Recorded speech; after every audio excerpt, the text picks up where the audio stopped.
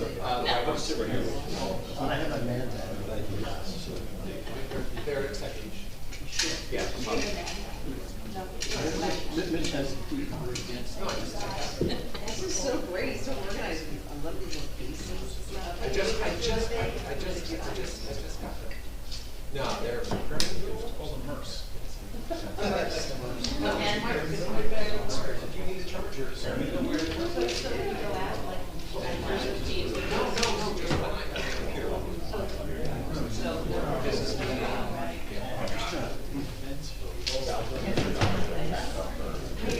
Hey, how are you? Good.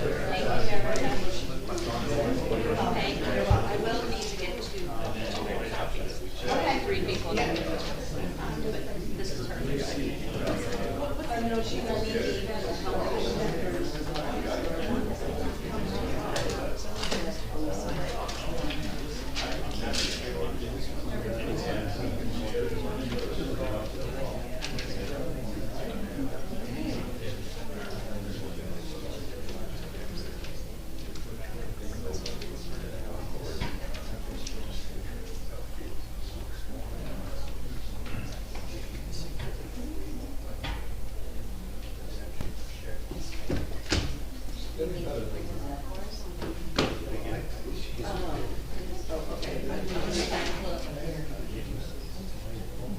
just forget this is going to be no, I would not do that.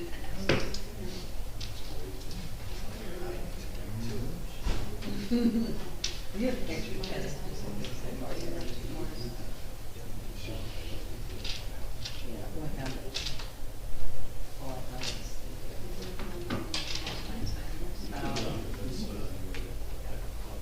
You take the doors off the keeper now.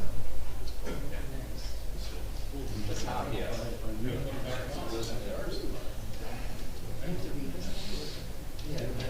I won't go like that. Just sign both of those. Makes you feel alive. I don't use Shelly got the points. Yeah. No, because yours just automatically. Right, so. We need a garage. But thanks.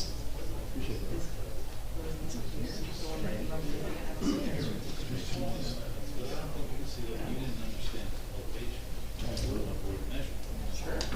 Mayor, we have better of the two attorneys tonight.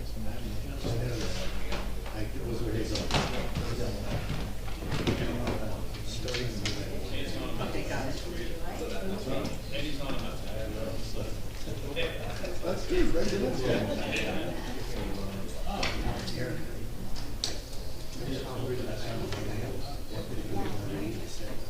That's what I just passed around. Oh, you know what? I sent that via email. Those big ones I have. Oh, it's a lot of, oh, it's a lot of containers. I will. I'm gonna start making Call this meeting to order. Please stand for the pledge of allegiance. Pledge allegiance to the flag of the United States of America and to the republic for which it stands, one nation, under God, indivisible, with liberty and justice for all. I wish to announce that the 48-hour notice is required under the Open Public Meetings Act was emailed to the Asbury Park Press, the Co-Star, and the New Co-Star on December the 18th of 2025. That a copy has been placed on the bulletin board in the borough office and that a copy has been filed with the municipal clerk. Please be advised, attendance for public meetings through Zoom is not mandatory and a courtesy only. If for any reason the Zoom portion fails or is disconnected, the in-person meeting will continue without interruption and action can and will be taken provided that there is an in-person quorum.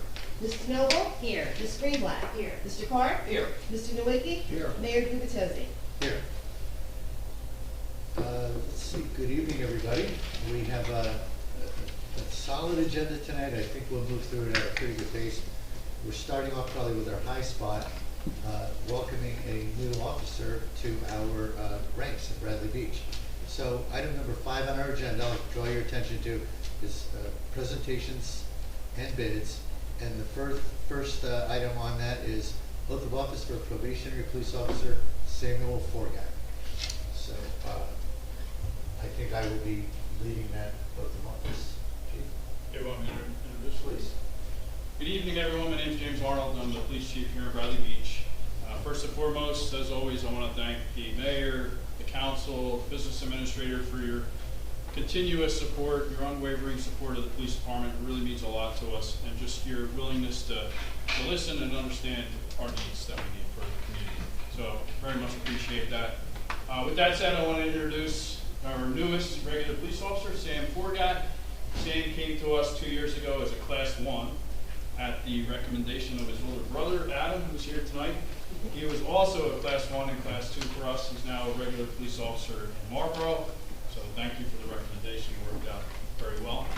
Sam went on to be a Class 2 officer. He's been a Class 2 for a whole year now. He's been exceptional. He's been well received by his fellow officers. I think he's going to be a great addition to our team, and I just want to say welcome aboard and congratulations. Thank you.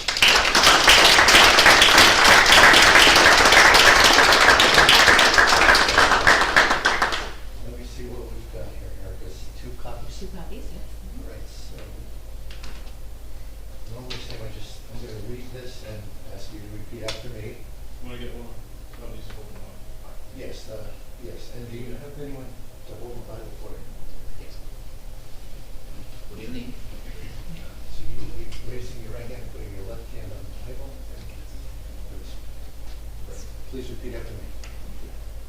I, say your name, do solemnly swear I, Samuel Forgat, do solemnly swear that I will support the Constitution of the United States that I will support the Constitution of the United States and the Constitution of the State of New Jersey, and the Constitution of the State of New Jersey, that I will bear true faith and allegiance that I will bear true faith and allegiance to the same to the same and to the governments and to the governments established in the United States established in the United States and in this state and in this state, under the authority of the people, under the authority of the people, that I will faithfully, impartially, and justly perform all the duties of a probationary police officer of a probationary police officer for the Bradley Beach Police Department, for the Bradley Beach Police Department, according to the best of my ability. according to the best of my ability.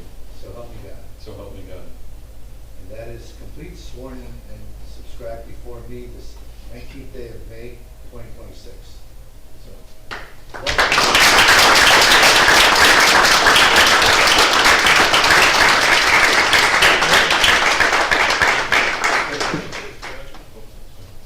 You have to stay here. I just want to get on. Yeah, let's go. Brother's just going to put his badge on. Okay, great. Get a badge, 6.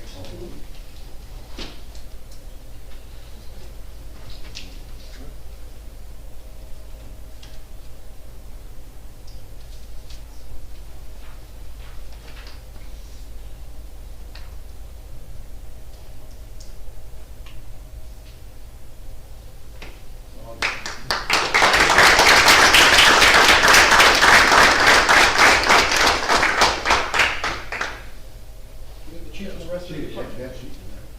Terry, those for you guys one time.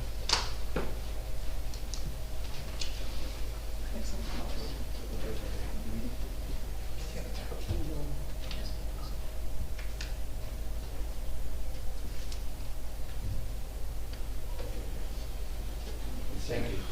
We need you to, He knows he needs to give a 10-minute speech now? Yes. we need you to sign one of the things so that if you can make a couple of comments.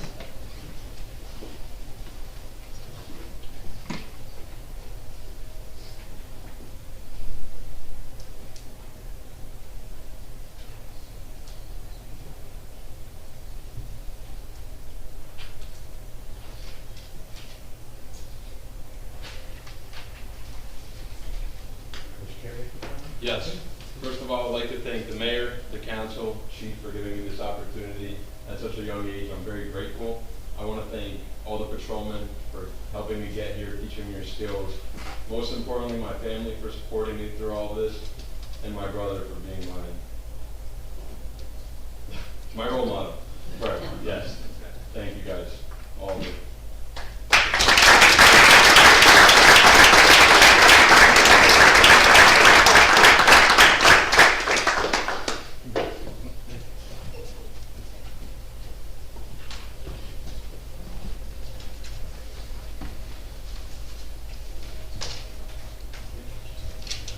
as I said, that'll probably be the highlight of the evening. Anyone who's here for that swearing in, feel free to leave.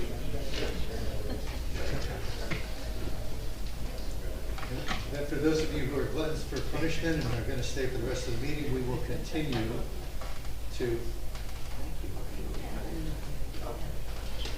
No, I'm going to.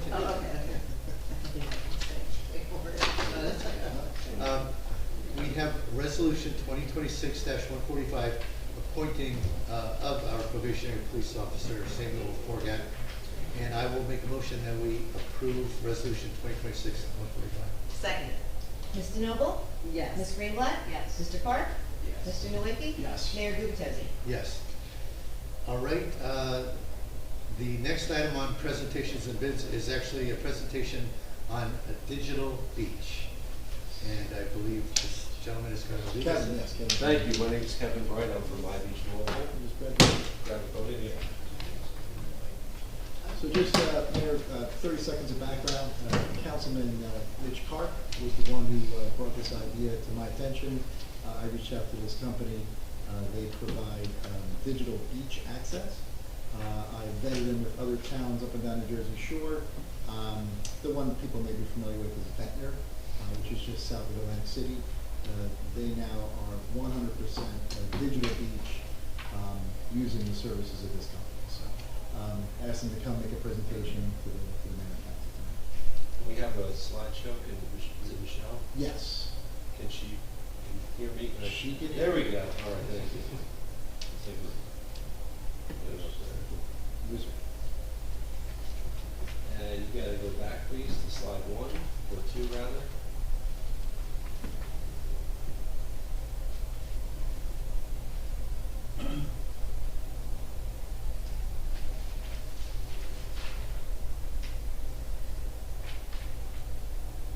There you go, one more, that's it.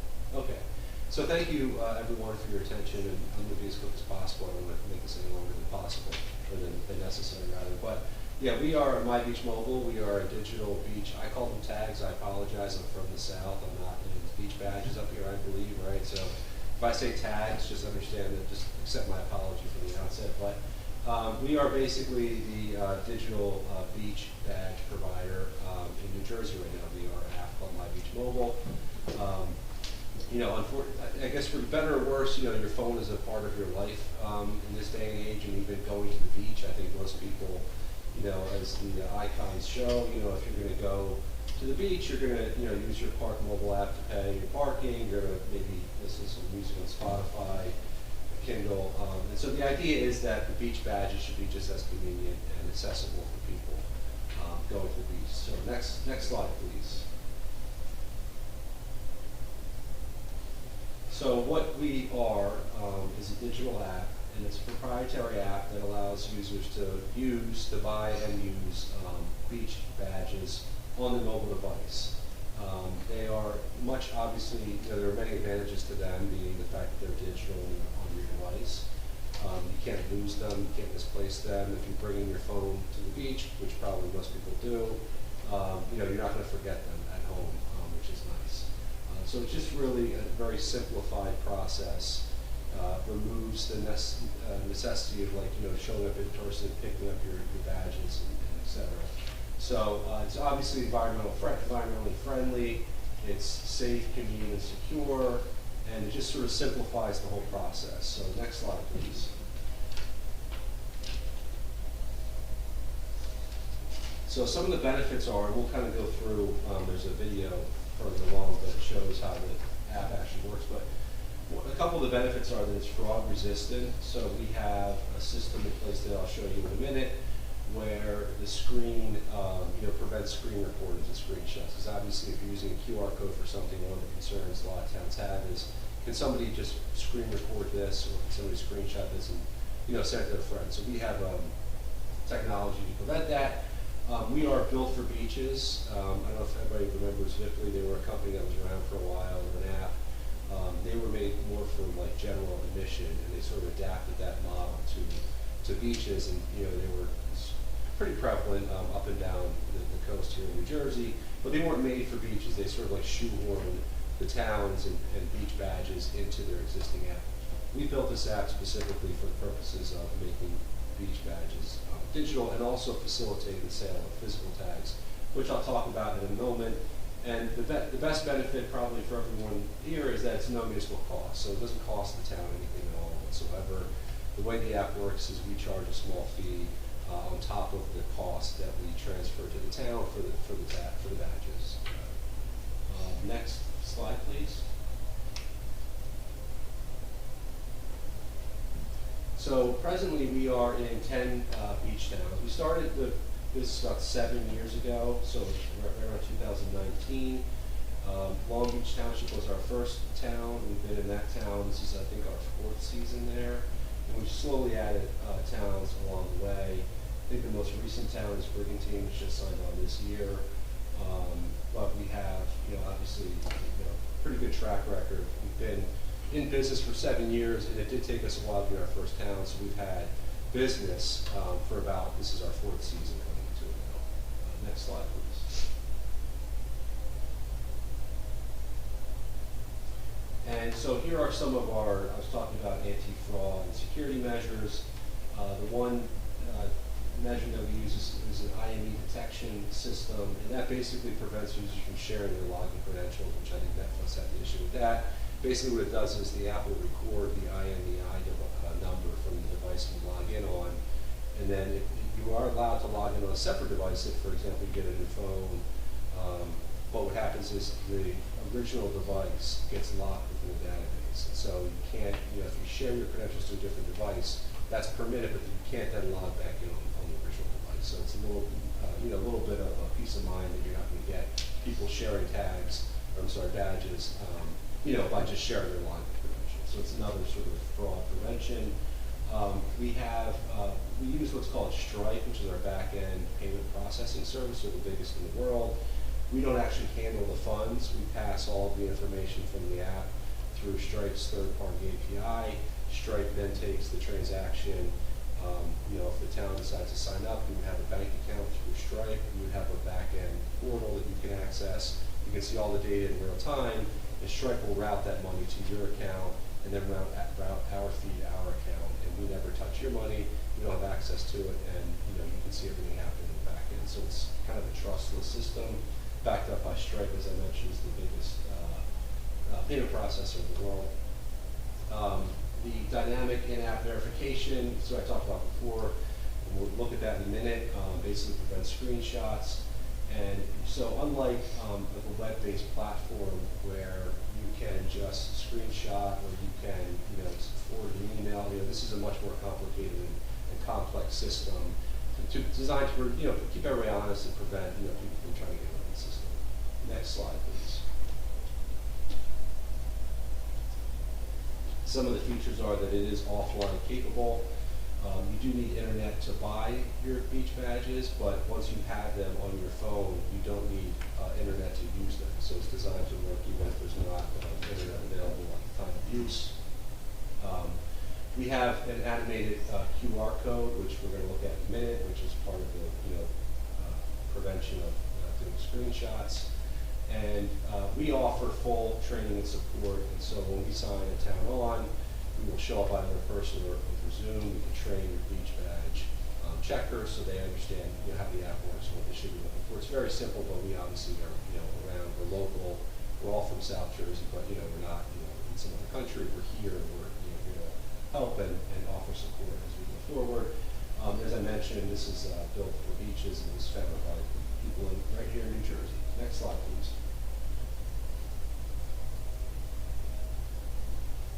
All right, so this is actually showing the beach badge screen. So you can see that you're able to have multiple badges on one device. In this example, there's 2. You could have 4, and we just swipe back and forth between them. It's a QR code, and the button at the bottom says hold to animate. So when you're showing your QR code to the beach badge checker, you just hold that button down, and you'll notice that there's an animation that occurs. It goes over the actual QR code. Again, that prevents people from screen recording or screen sharing because it has to interact based upon the button press. The QR code is scannable. There's a scanning feature in the app, so if you have another phone You can scan that, it'll query the database and then say whether the pass is valid. However, it's not really necessary because of the fact that if they can get to this screen and show a QR code within the app and it responds when you press the button, that's evidence in and of itself that the pass is valid. Next slide, please. So the app also has the capability to do transferring of beach badges, and some towns like this and other towns don't like this. Some towns take the position that their beach badges are not transferable, even though you can just hand a piece of plastic to somebody else. So we built the app to be like an actual beach badge. So we figured beach badges can be handed out. You should be able to buy 6 of them on your device and 2 to your kids, 1 to your wife. And the way it works is it does not allow 2 people to access the same badge at the same time. So once you transfer that badge to somebody else, it's no longer accessible under your account. It'll show when your account is being transferred, which is that middle tab up top. It's a little hard to see, but you won't be able to actually access the QR code. The person that you send it to will get an email. They'll click on the link in the email, and then it'll be brought either bring up the app if they have it, or it'll be brought to the either Apple or Google store, and they'll download the app, and then those badges will be on their device for the duration of the share. And you can select a different length of time for the share. So if you have a seasonal, and again, this is all configurable and subject to whatever the town desires. But if you have a seasonal badge, you can send it for, like, say, a week to your friend who's using your shore house, or somebody's renting your shore house, or whatever. You can transfer them. You can set an end date, and then once that end date expires, the badge will come back to your account. It will no longer be available on their account. And then could you just, I think there's a play button over the phone. If you could just move the arrow up and hit the play button.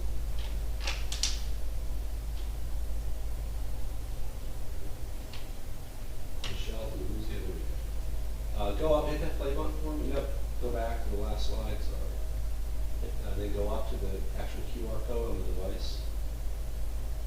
There we go. Yeah, so this is the share screen. So, and it goes kind of fast, I apologize. But basically, you walk through, you click in which tag you want to share, you put the start date and the end date, you enter the email address, you click transfer, and it's done. You get a pop-up that does warn you, look, if you transfer this, it's going to be unavailable for the duration you select, but then it goes to the person's device. So it's pretty simple. It's a few fields you fill out, click transfer, and it's pretty much done. Next slide, please.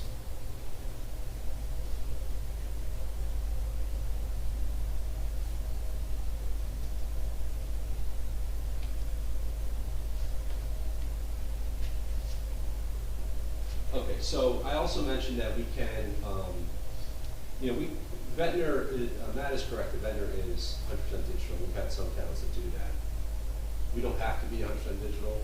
People still like to get their plastic tags and something reflected and everything. So we don't have to supplant the existing system. We can be a complement to that system, just to give people who want to use the app an opportunity to do so, but not therefore removing somebody else's who wants to use wants to buy a physical beach badge.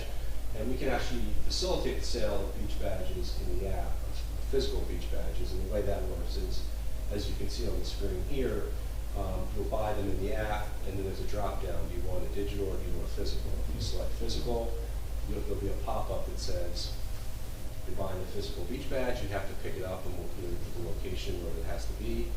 And then when they go to the pickup location, so they'll come in to pick up their tag, they'll show this screen. Basically, the message there basically says, don't press the activate button until you're ready to pick it up. So if you've ever used like a coupon at Wawa, where you click on the coupon in the app and you have like a certain amount of time to use it, this is the same situation. So basically, once you're at the pickup location, you'll just show the person who is giving out the beach badges, the screen. You click the button that says, I am at the pickup location. You'll click the activate button, and that will confirm, and then you'll see a QR code which will be animated, confirming that this is in fact a valid beach badge purchase. You can see in this example there's 2. There can be as many. You can swipe between them just like you would with a QR code. So basically, we call this a live receipt, and like I said, it's basically a way to verify that somebody has purchased a physical tag. Once they click that activate button, the thing goes away. They don't have it on their phone anymore. They get the badges, and then they leave, and that's it.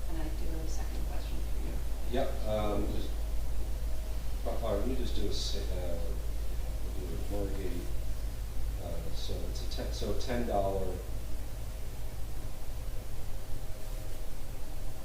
So on a $10, and this is because I'm using Margate, they have $10. It's My Beach mobile fee is 73 cents, and then the third-party fees are 63 cents, so the total is $11.36. So the total fee is $1.36 on Right, top. for one pass. Yes, correct.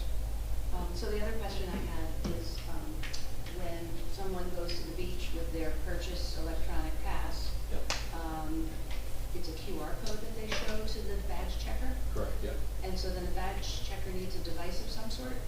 No, they are scannable, and basically that's, in the event there's any question, it's sort of like a backup.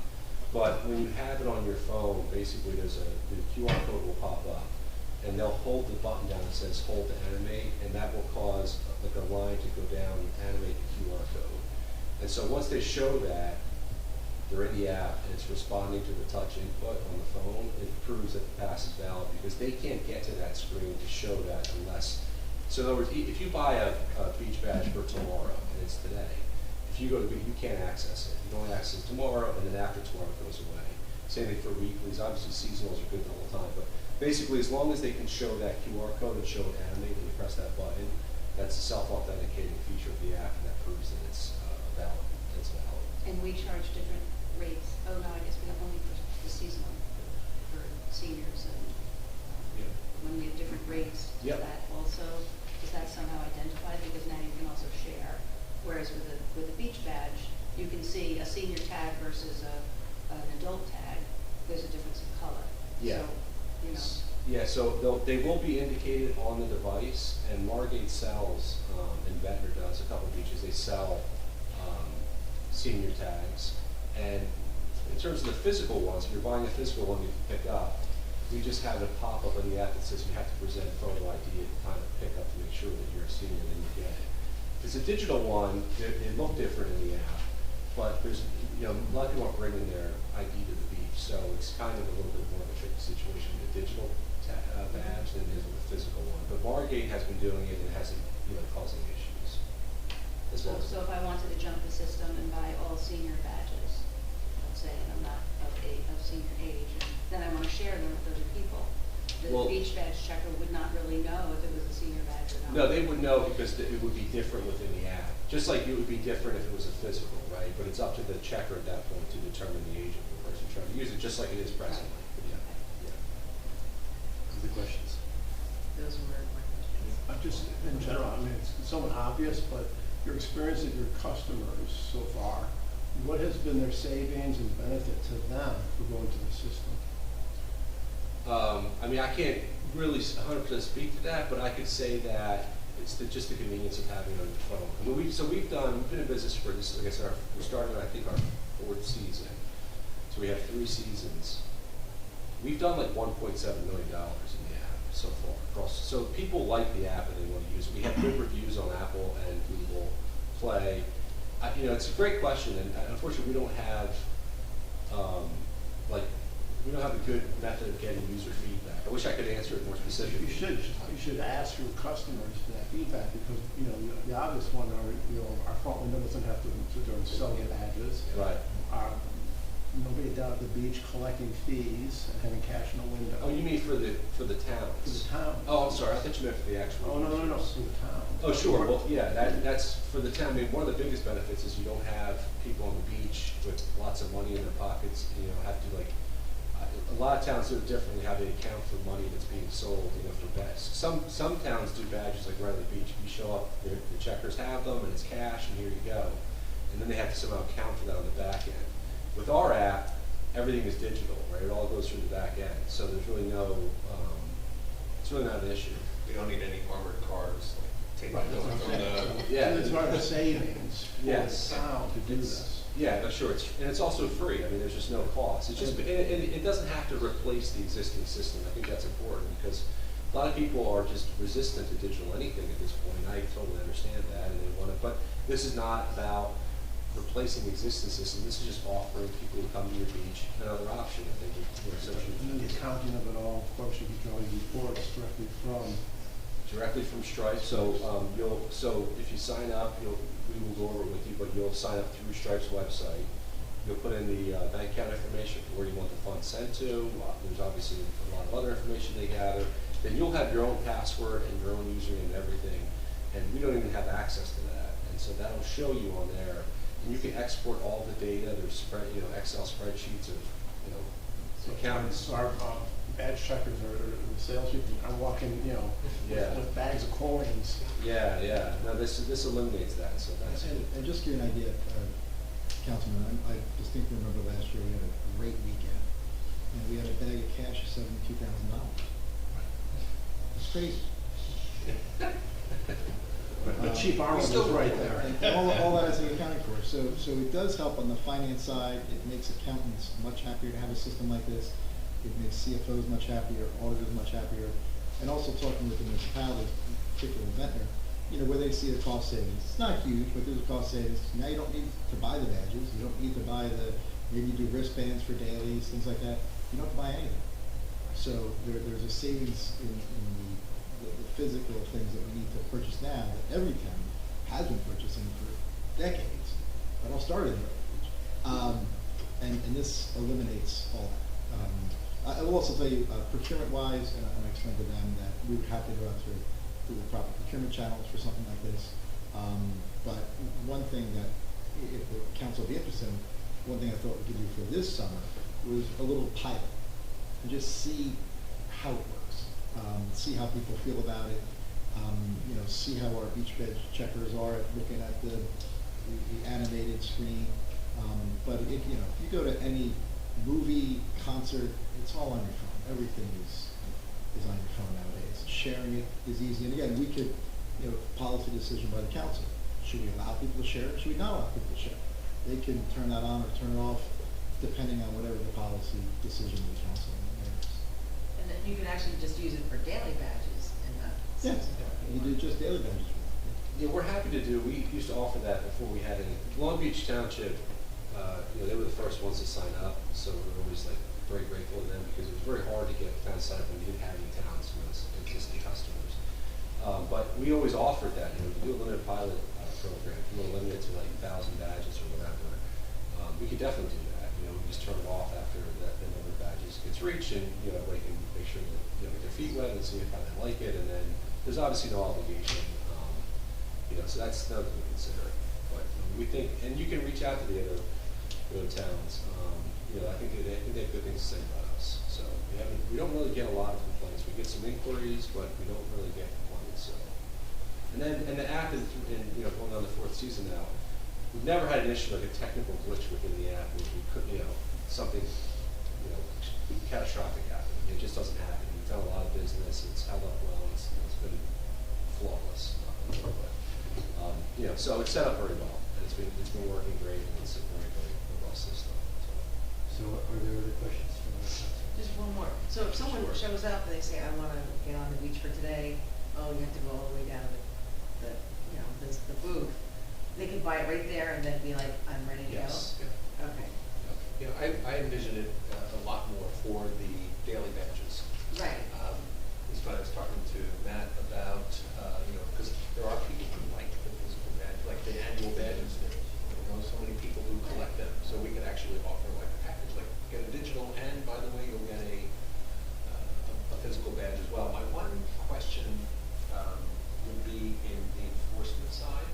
Right now, we have certainly going through the gate is the same, whether or not somebody's looking for something on your wrist or you're holding them, you're just holding on your phone.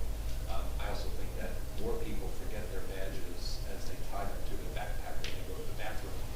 Everybody's taking their phone with them like that, Right. so they always have it. But on the beach, as people like our seasonal officers are walking and they're just checking things out, I see that person has a daily badge. They won't be able to see that because there's not going to be something physical. Physical on them. Yeah. Unfortunately, that's a reality. They have to bring up their phone. Now again, you can have multiple, badges on your phone. So it's a quick, swipe through. You see 5 and they swipe through 5 and you're done. So, that is an issue, in terms of, that is a benefit of the physical tags, that are badges that we, unfortunately you have to bring up the phone. But, it's not, as Matt was saying, like, you go to movies, you go to an Eagles game, or, sorry, maybe Giants up here. Whatever your state, Jets, I don't know. Whatever your, you know, and, you know, this is what, I think everybody's kind of used to it by now. And, you know, so the way this whole idea came about, I had two, it's kind of weird to say, so 12 and 15 now, but at one point my two boys were little, and I think my youngest one was like 3 years older, and I took them to Ocean City, and we have beach badges, we call them tags, and I bring them, and I forgot to bring them. It was just me, my wife had a headache or whatever, she stayed home, and I get there, I get set up, and I get the blanket down, all the toys and stuff, and I see the checkers, and I'm like, oh my God, no. Like, I had to pack them all. We had gone to Wawa, we had our stuff ready to go, and so I thought I should be able to buy this on my phone. Instead, I put my head down until I was sleeping. I think the checkers like took pity on me because they felt bad for me and just walked by. You know, but look, I would have bought them if I could have. You know, but I couldn't because I needed cash. I had no cash on me, and I, you know, obviously I had to go back to Wawa and get money out of the ATM, which when you have two little kids like that is not very ideal. So it's just really meant to be more convenient, and again, at no cost to the town. And I think it's, you know, a very big benefit for the end user. I think it certainly justifies, you know, the sort of nominal cost. And also, it's part of the trend to get away from cash. So, you know, last year we instituted Park Mobile for 100% of the beach fund. Then a couple hiccups here and there, but overall, right, Chief, there was, it was easy enough to enforce, and people, by and large, were compliant because it's something that they do in other beach towns as well. You know, we're not the only beach town that has something like this, and I think, you know, there's going to be more and more of the trend going forward. And it just helps us, again, to move away from bags of $72,000 in cash. And again, just in the process of that, you know, the police have to get involved, and they bring it here, we count it and give back to the police, and then they have to go to the bank and deposit it. It's just a very arcane way of managing the town's finances. So, I have questions, but any other questions from the council? Couple quick questions. Sure. One, I know you kind of put yourself on the spot when you were calculating the charges, but just the quick math is I want to make sure I understood it. $10 badge, you had a $1.36 addition. That sounds like a lot more than 2.9% plus 30 cents. And I was just wondering, does your phone tell you how that breaks down? Because No, I'm literally looking at the app, and it just has a line item for each of them. What's the 2.9%? It includes a credit card fee, right? Yeah, so, I have my readers back. It's, yeah, so $10. So our fee is 73 cents, so. Plus this morning, 30 cents. You were saying 2.9 plus 30, I thought? 2.9% on the transaction plus 30 cents is what we pay for, so that would be the 63 cents, because that's what the third-party processing fees are. And then ours is 73 cents, so ours is slightly more, yeah, I can send to Matt, we can send him the whole schedule, break it down, show you exactly what it is. I just don't know off the top of my head, unfortunately, we have changed them, and this is like before it was a whole much more complicated system, where it's based upon the amount, it was a certain percentage, obviously a higher percentage on the lower, but as you got higher in cost, the percentage went down because, you know, you're not going to charge, like 20% on a $10 transaction is $2, but you want to charge 20% on a $100 transaction. So we try to figure out a way to make it so that way it's more of a sliding scale. Yeah. I mean, I think all of us, I think I can say unanimously, we'd love to move away from cash. Yeah. The more we can, the better. We also have residents, especially seniors, who will never move away from cash. Yeah. So I imagine we're more of a candidate to have some sort of a, you know, hybrid approach. But, so a lot of what you're saying is very appealing to me. You haven't mentioned it, but I presume this also really helps folks who have lost their season badges. Now, you know, it's easy to identify yourself that, I don't know, if they lost their phone or something, can we capture that via, you know, whatever's on the, Yeah, they could just log in on their new phone, and they'll have access to all of their existing. But it is a good point, because another personal like anecdote for me, but you know, my father-in-law rents a house down in Ocean City for a week, and it comes with beach tags yourself. And then, you know, people were sharing the house but took them home by accident. They had to drive all the way back down and drop them back off. You know, so this would eliminate that as well. I think the thing that I'm personally gonna wanna understand better Yep. are the additional fees, because Yeah. right now it's more than a 10% bump, so you have 13-14% bump over the $10. Going from 10 to 11.36. Well, it's basically 11%, because it went from 10 right to 11.36. But keep in mind, part of that is because there's that initial 30-cent bump, which is gonna hit No, understood. yeah. I understand, and even with the typical 30 cents, 29 cents, whatever it is on the $10 badge that you've got for a credit card, you know, everybody that's using a credit card is gonna pay that. Yeah. It's your additional fees I'd like to better understand, because if your additional fees are roughly 10%, in our world, that's close to $20,000, because we have almost 200,000 of beach badge sales total. Right. Whereas our badges cost us a couple of thousand. Yeah. So I just need to do that math to make sure we're not passing too much on to the consumer. Yeah, I will send that information to Matt. I just put in 4, so at $40, our fee is $2.06. The third-party fees are $1.56, so it's roughly, it's a $43.62, so it's $3.62 a total on a $40 transaction. So we can probably get, Matt, we can work with these guys to just get that Yeah, sliding I'll scale send you the fee structure. formula. Yeah, that's not, it's just something I'm off the top of my head. Like I said, I think it must be very close to the 2.9% plus 30 cents, because that's, Because remember, the $2. charge for them and for the credit card companies per transaction, it's not per badge.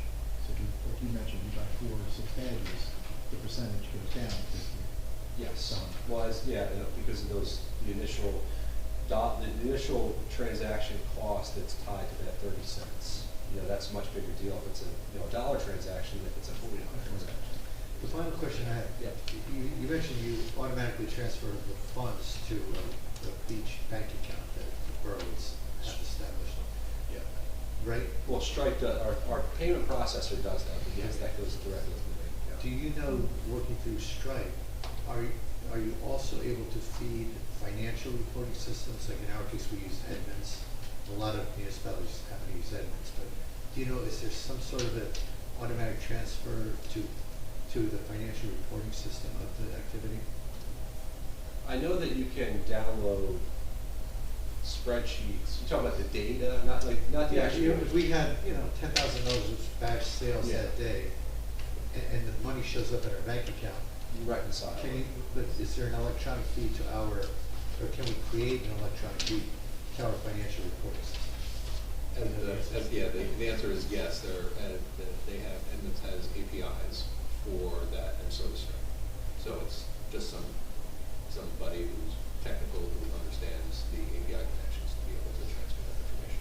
Appreciate that. So it's not, And it's you probably are- not my big And you're only badges. For example, we also have a current vendor who handles our badges, also handles our beach lockers. If there were other activities of us selling, renting, collecting money Yeah. from beach-related activities, do you go beyond badges? You can. So right now we do the shuttle in Long Beach Township, the Long Beach Island Shuttle. They're all done through our app, and then we've also done like boat ramps. We've done a couple other things like that. We don't get a lot of revenue from that. They're not really used very frequently for those things. The shuttle actually does get used a lot, but it's a very cheap shuttle, so it doesn't. It's not big in terms of like dollars. It's not very significant, but a lot of transactions. Yeah, we could definitely talk about that. See if we can incorporate in the app. It's not a problem. So as Mr. Doherty said, we'll consider this a little further. Sure. We may look into a pilot in the course of the summer. Baby steps. And if we do anything more formally, we'll have to do an RFP. But thank you very much for your time tonight. No problem. Thank you. I appreciate it. It's not. Thank you. I'll be in touch with you. From that. All right. Moving Yeah. to the next item on our agenda, our workshops, item 6, and Mr. Bennett Metline will be Thank you. presenting. Give me 1 second.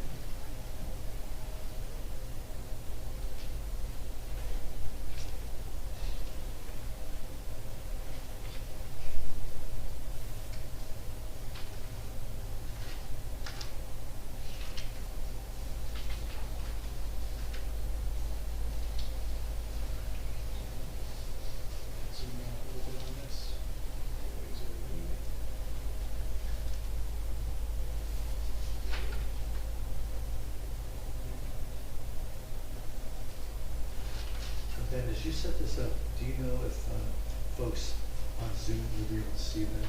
Yes, we will. He's sharing it now. Perfect, thanks.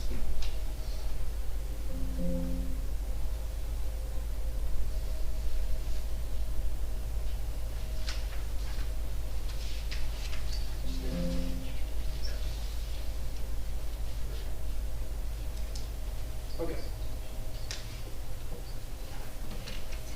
So that was very exciting, and hopefully this one will be just as exciting. Rivaling the police oath. But we're here to talk about the borough's municipal public access plan. It's a plan that is required for every municipality in New Jersey. It provides a plan that determines access to all public facilities. In the borough's case, you have parks, the beach, your lakes, and this plan describes how they are accessed. And it needs to be updated every 5 years. The last one was updated in 2019. So the DEP is the entity that reviews these plans. They asked that it be updated. So we're here to talk about that. One of the requirements is to have a public hearing. So we're here to discuss this. And I'm going to pass it over to Austin Bazook from my office, who prepared the update. He's going to go over a couple of things that we changed and some of the proposed improvements that are coming in the future. And Austin, you take it away. Sure. Good evening, everyone. My name's Austin Zook. So as Ben described, this gives an overview of the public access to primarily the borough's beach. It details each access point in the borough and some of the amenities that are provided at each access point. Your ADA accessibility, your Moby mats, showers, restrooms. So what we did this, so the borough has a MPAP currently, which, as Ben said, requires to be updated every 5 years. This update, the reason for the updates is because the coastal zone management rules that the DEP has out requires compliance with the MPAP when they issue permits. So, for example, your beach work, most of the time they'll require like a CAPA permit, and that they won't issue that unless you're in compliance with the municipal public access plan. So, a big part of this update is to capture any future improvements that may need a permit. So that way, when the state does get to reviewing, that you're already in compliance with your municipal public access plan. So some of the updates we provided were new GIS 8.5 by 11 maps. Previously, they were a little not full page. So with this, we went through and we added all the Moby mats, your new ramps, stairs, showers along the waterfront, as well as your handicap parking along the waterfront. Another portion of this update is to try and figure out, is to determine the community needs. Are there needs for more public access to the beachfront? Are there ways to improve your public access to the beachfront? So we did a little bit of analysis. Since the borough is only about a mile in length, the access points are sufficient. There's 12 physical access points to the beach, more to the promenade along the waterfront. I think there's 14 or 15 directly to the promenade, which also provides access to the beach, but not physically to the same. So this map shows the 12 physical access points directly to the beach. And then there was a couple other maps that we made. This is the most detailed map, so that's why we're going to show this one. But we did prepare just an overview map showing your tidal waters, being the Atlantic Ocean, and the lakes that are on the north and south of the borough. And then like a green acres map, which shows all the green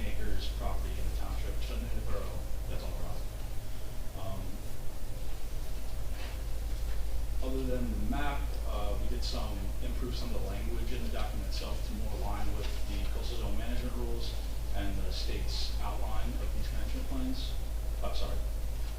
Municipal public access plans. So there's some language updates. This year, actually, the state adopted a new set of coastal regulations. So that was another part of this update.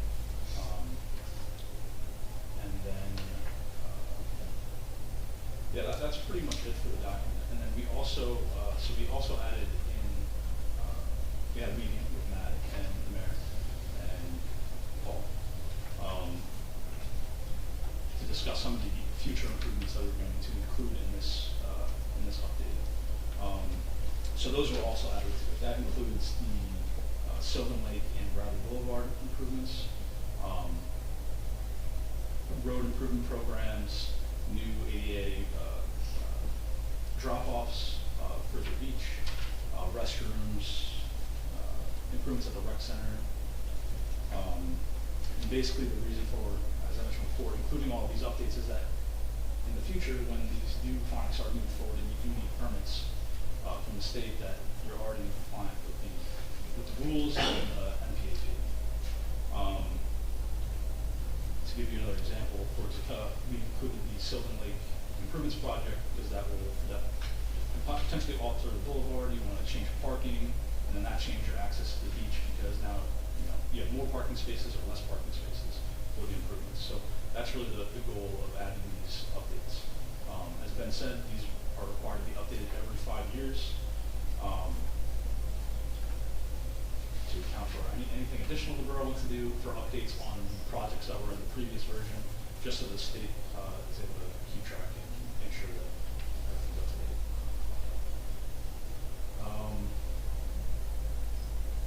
We also included the promenade extension. So that permit actually just got yesterday.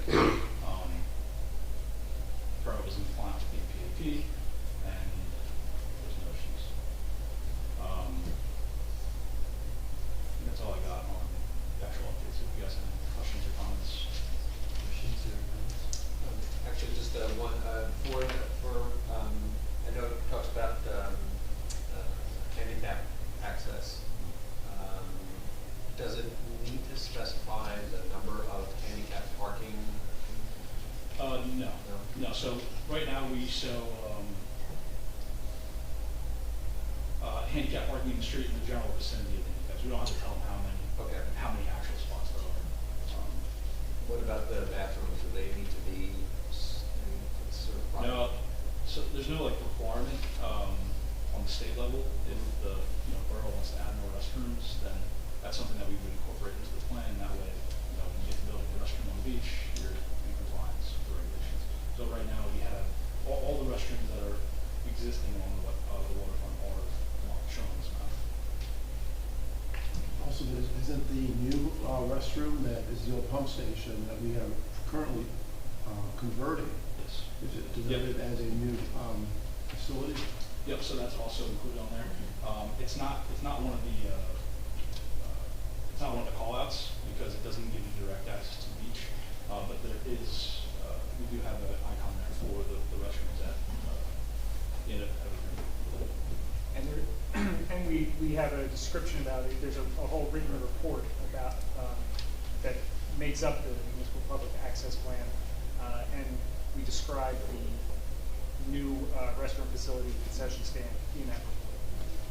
What about the ADA compliance related to the rec center, to access the rec center? Is that- So we included that as well, but this document really focuses primarily on beach access. But we have, as Ben said about the restrooms, we did include the rec center in the document as well, and a little description on what improvements we'll have at the rec center to make sure that just to capture all the public access in the borough. So when this goes to the DEP, do they typically start to challenge or question some of the added elements that have been, for instance, the removal of parking on Bradley Boulevard? So they'll have the chance to review and comment on it. I don't know if they argue about it because at the end of the day, the DEP is going to review it, but the it's, I don't think there's gonna be much pushback on proposed improvements, but there is the opportunity for the state to comment on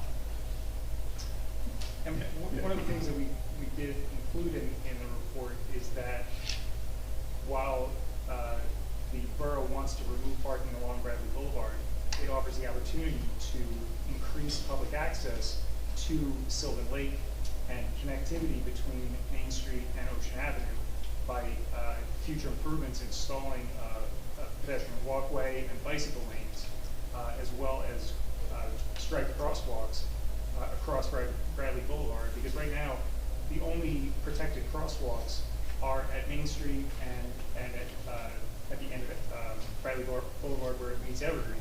So if you're coming from anywhere in the middle of the borough to try and get to Sylvan Lake, there's nowhere for you to cross the street. So So you're that's, taking one away and you're adding some other elements, and Right. there's a balance of value. yes. What's the timeframe on this review? When's it being submitted?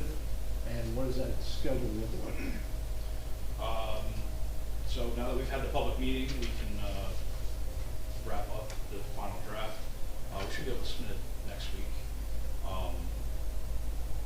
DEP's review is probably like 30 to 60 days. I don't think there is a set review, for like a statutory review clock. I'd have to look into that and see if there's actually one. But as soon as DEP gives their okay, then it has to be signed by the borough and signed by the DEP and finalized with the resolution. I know that we're, just off the top of my head, we are looking at putting in additional ADA ramps accessing the beach in the future. I know we permitted 2 or 3 locations when we submitted for our capital permit. And so those are also denoted as future improvements to increase our ADA accessibility to the beach. Correct. Thank you. Actually, I have one more. You had mentioned that the last one was done in 2019, and that DEP came to us and said, hello, you guys didn't. Yeah. Correct, it was a little late. So, I guess next time we should have like a reminder on the calendar that goes off, so instead of being pinged by the DEP, to be proactive. We definitely will. Okay. Because that could jeopardize a permit. Yeah. I know when we submitted for the capital permit for the promenade extension, you actually went and said, hey, we don't have this yet updated. Will this impact us getting the capital permit for the promenade extension? And the response came back, no, it wouldn't, but please get that submitted as soon as possible. So, we got past, thank you DEP on that one, so that we're not holding up, progress on the promenade.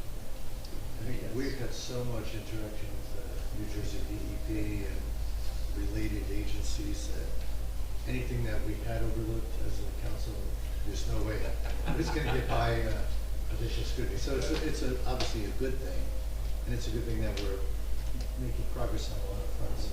My only question, and I think Councilman Nowicki's question might answer it, I was struck by all of the handicap views all the way up the line.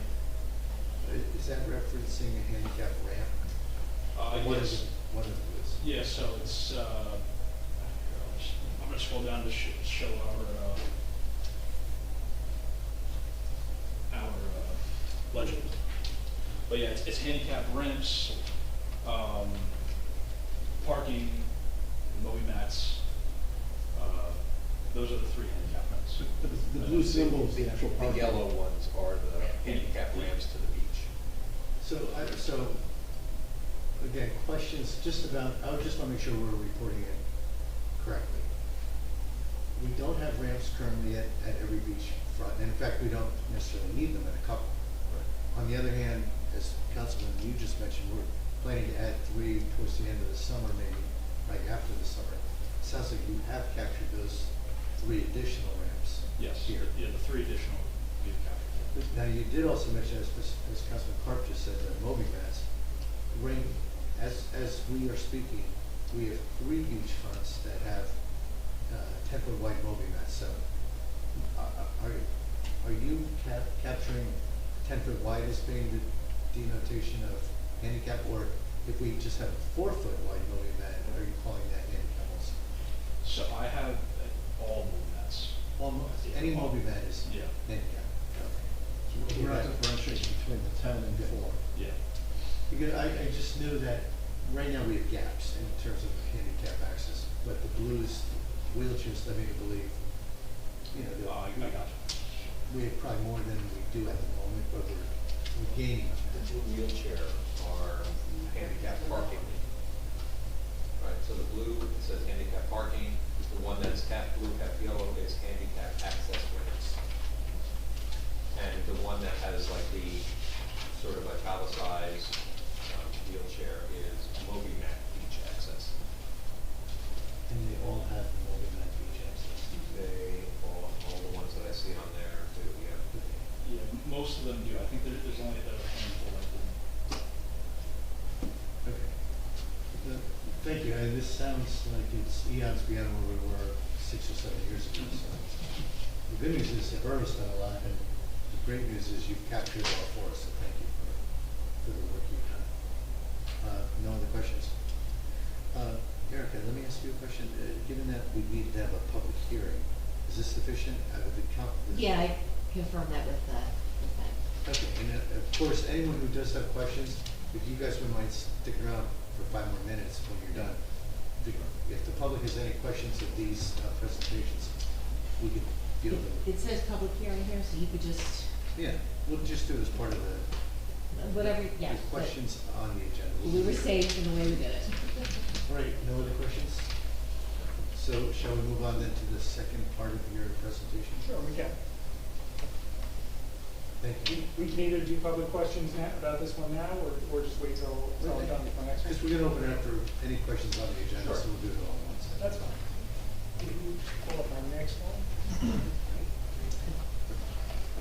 Mayor, do you want us to post the plan that you showed onto the website as well, so the public can see it? On the website? Sure. Yeah, that'd be easier. Where does it live? What category does it live on the website, these, what we're referencing? Where do people find it? Would it be by the meeting? That's a good question. I don't know. I don't know. Where does it live? I know where it eats, but I'm not sure where it lives. Like, where do people find it when you reference it? Has to be council meetings with, whatever the agenda is. Yeah, it's a good point. Okay, so the next thing I'm here to talk about is the temporary pedestrian access. I mean, I don't want to zoom out too much, or zoom in too much. I want to be able to see the whole plan. Okay.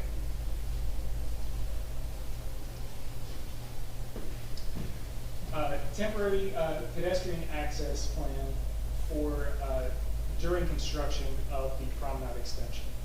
As Austin mentioned, and as you know, the borough just recently received our DEP CAFRA permit for the promenade extension. Austin was very integral in that, and we are currently out to bid for construction. So this plan is going to be implemented over the summer. Due to the funding restrictions, we have to get the project done this year. So we are kind of stuck to have construction during the summer.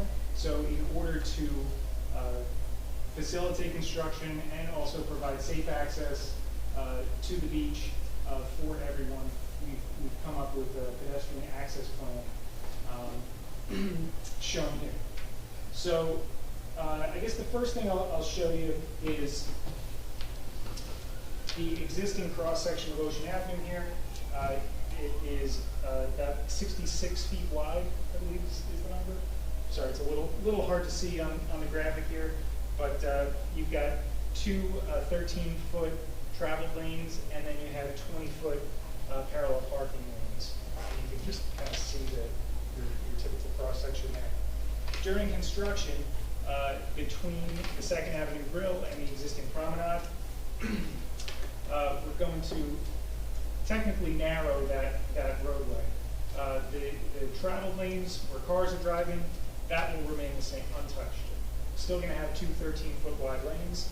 What's going to happen is we're going to take the row of parking against the sidewalk and beach, and use that as a pedestrian access way. We'll have it protected with temporary chain link fence for people to walk through, 10 foot wide. So they're protected from the traffic, and they're contained, so they're not going to be jumping out into traffic. And we also leave a little buffer on both sides, 4 foot buffer between the fence and the travel way where the cars are driving, and then another 6 foot buffer on the other side of the fence for construction to happen, because they will be going all the way up to the, and including the curb. In the middle, we're going to have construction gates, access gates for trucks to enter in, and we're planning on having a construction entrance kind of in the middle of the site. So when vehicles need to enter the site, the gates will open up, and they'll actually kind of basically block pedestrian traffic while trucks are entering. It's kind of like an additional safeguard to keep the conflict between pedestrian traffic and construction traffic, from happening. In order to construct this, there are 2 sets of stairs. One right next to the 2nd Avenue Grill that will be in the construction zone, and there's it's not stairs, but it's just kind of a walk-on entrance closer to 3rd Avenue, also in the construction zone. So, since we're taking those away temporarily during construction, we're constructing temporary staircases on the other side of 2nd Avenue Grill, and then one temporary staircase at the existing promenade at 3rd Avenue. We're also going to be providing signage for people, kind of get them used to it, that the bathroom building here is going to remain open during construction, that the 2nd Avenue Grill is going to remain open, so people on the beach that are walking through these spots between the dunes, they know where to go and what's available to them.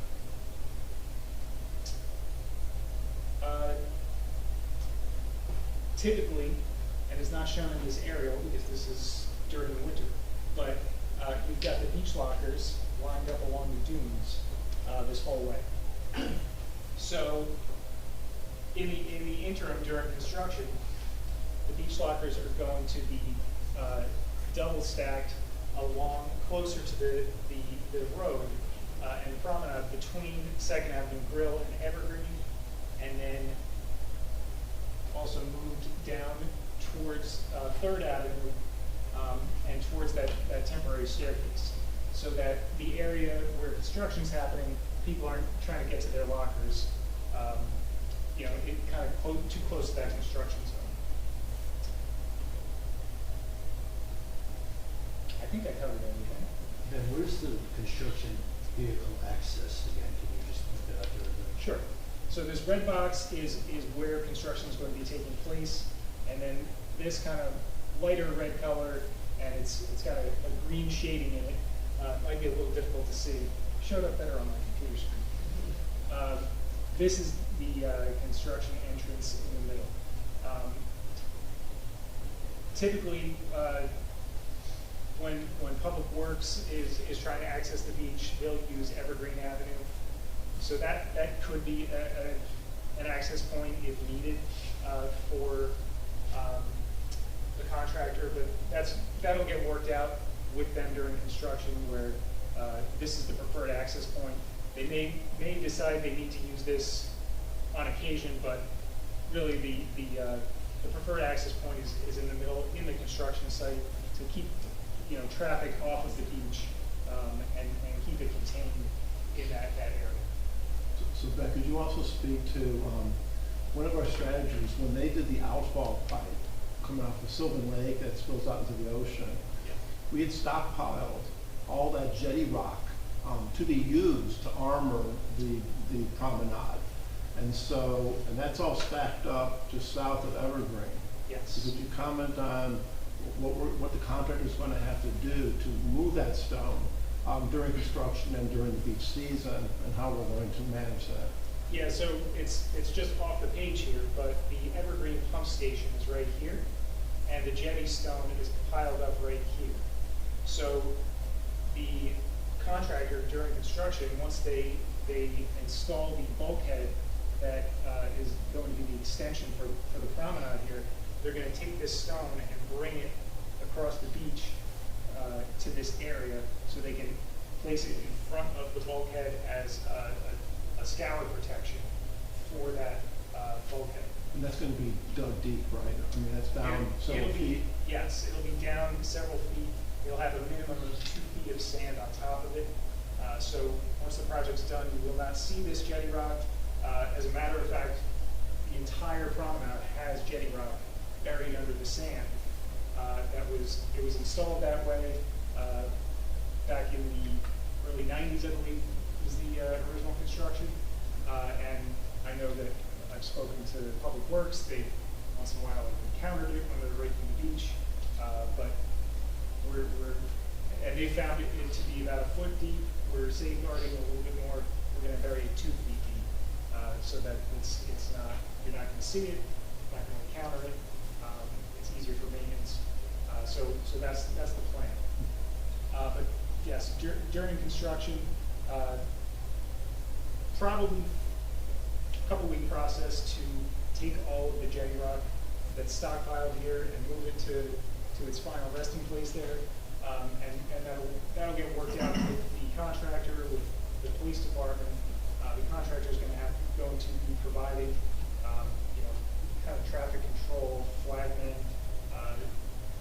during that process to make sure that people trying to enter or exit the beach are not going to be in conflict with these machines going across.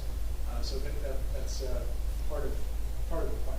So does that, are the stones coming up to Ocean Avenue and back down, or are they coming like on the west side of the? It's yet to be determined Okay. by the contractor. I presume there's no traffic on the east side of the dunes.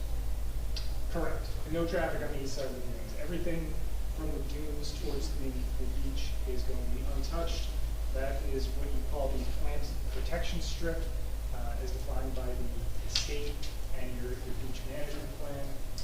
And all the activities are behind the dunes, between the road and the dunes, or potentially could be accessed from the road as well. So the ultimate vision of this extended promenade, if you're at the corner of Third Avenue, is it just gonna continue straight, basically?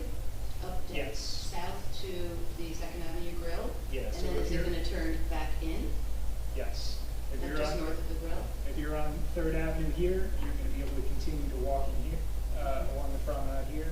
And then, yes, when you hit the Second Avenue crosswalk there, you're going to come straight down again to Second Avenue, or And then- to Ocean Avenue. So all of that then gets filled, right? Yes.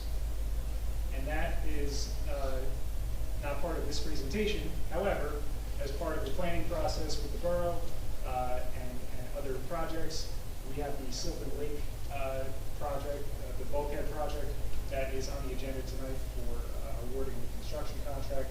The excess fill material from that project will be utilized to fill in this area. That soil has been tested, certified that it's clean material, and that we'll be able to utilize that material there, saving the borough a lot of money on both projects. You don't have to haul away that material, and then you also don't have to purchase the material to fill this in. So there's enough to fill that entire space Yes. at the elevation of The elevation, yes. So the final promenade is going to be elevated up to the elevation of the existing promenade. It's about 14 feet above sea level. Then the beach below it is in the 9 to 10 foot range. And this provides extra protection for the residents in this area from storm surge. I'm sure you know that this area was the hardest hit this is a step in the direction of providing additional protection for the residents. So beyond that, phase two will take that promenade starting on the west side of the Second Avenue Grill and then go back out once it continues south? So we have a conceptual plan. We're discussing with Borough of Avon to potentially run it all the way to the Avon Boardwalk. And that's in very preliminary stages right now, but that ultimately would be the goal, to be able to connect the promenade to the Avon Boardwalk. So we have a continuous boardwalk all the way from Asbury Park down to Belmont. Which also protect from, ocean surges and flooding. Yes. Because that is our weakest point. Exactly. Along the borough. Yeah. Ben, could you just encapsulate the schedule? Where are we on this project right now? Permit, bidding, and what does that look like? And when can we expect that when will this happen? So right now, the project is out for public bid. We have a bid opening scheduled for May 29th. We're anticipating being able to award the contract at the June 4th council meeting.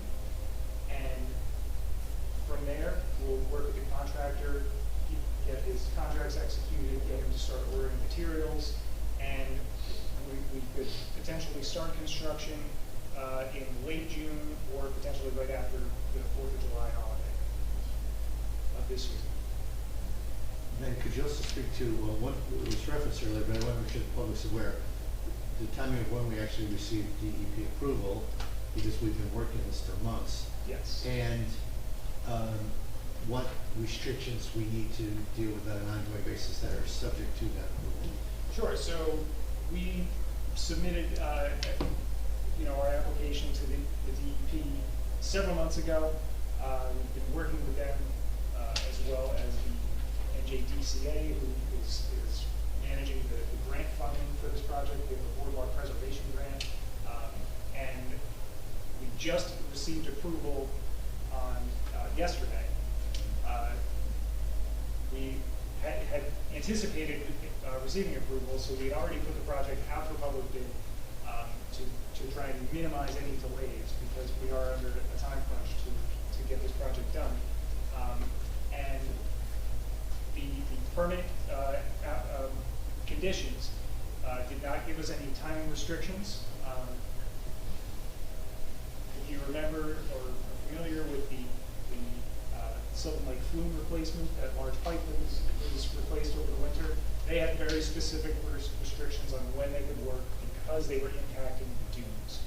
With this project, we're not touching the dunes at all, and that is a condition of our approval, that we are in compliance with your beach management plan, which says that you can't touch the dunes during the summer months, which we will not do.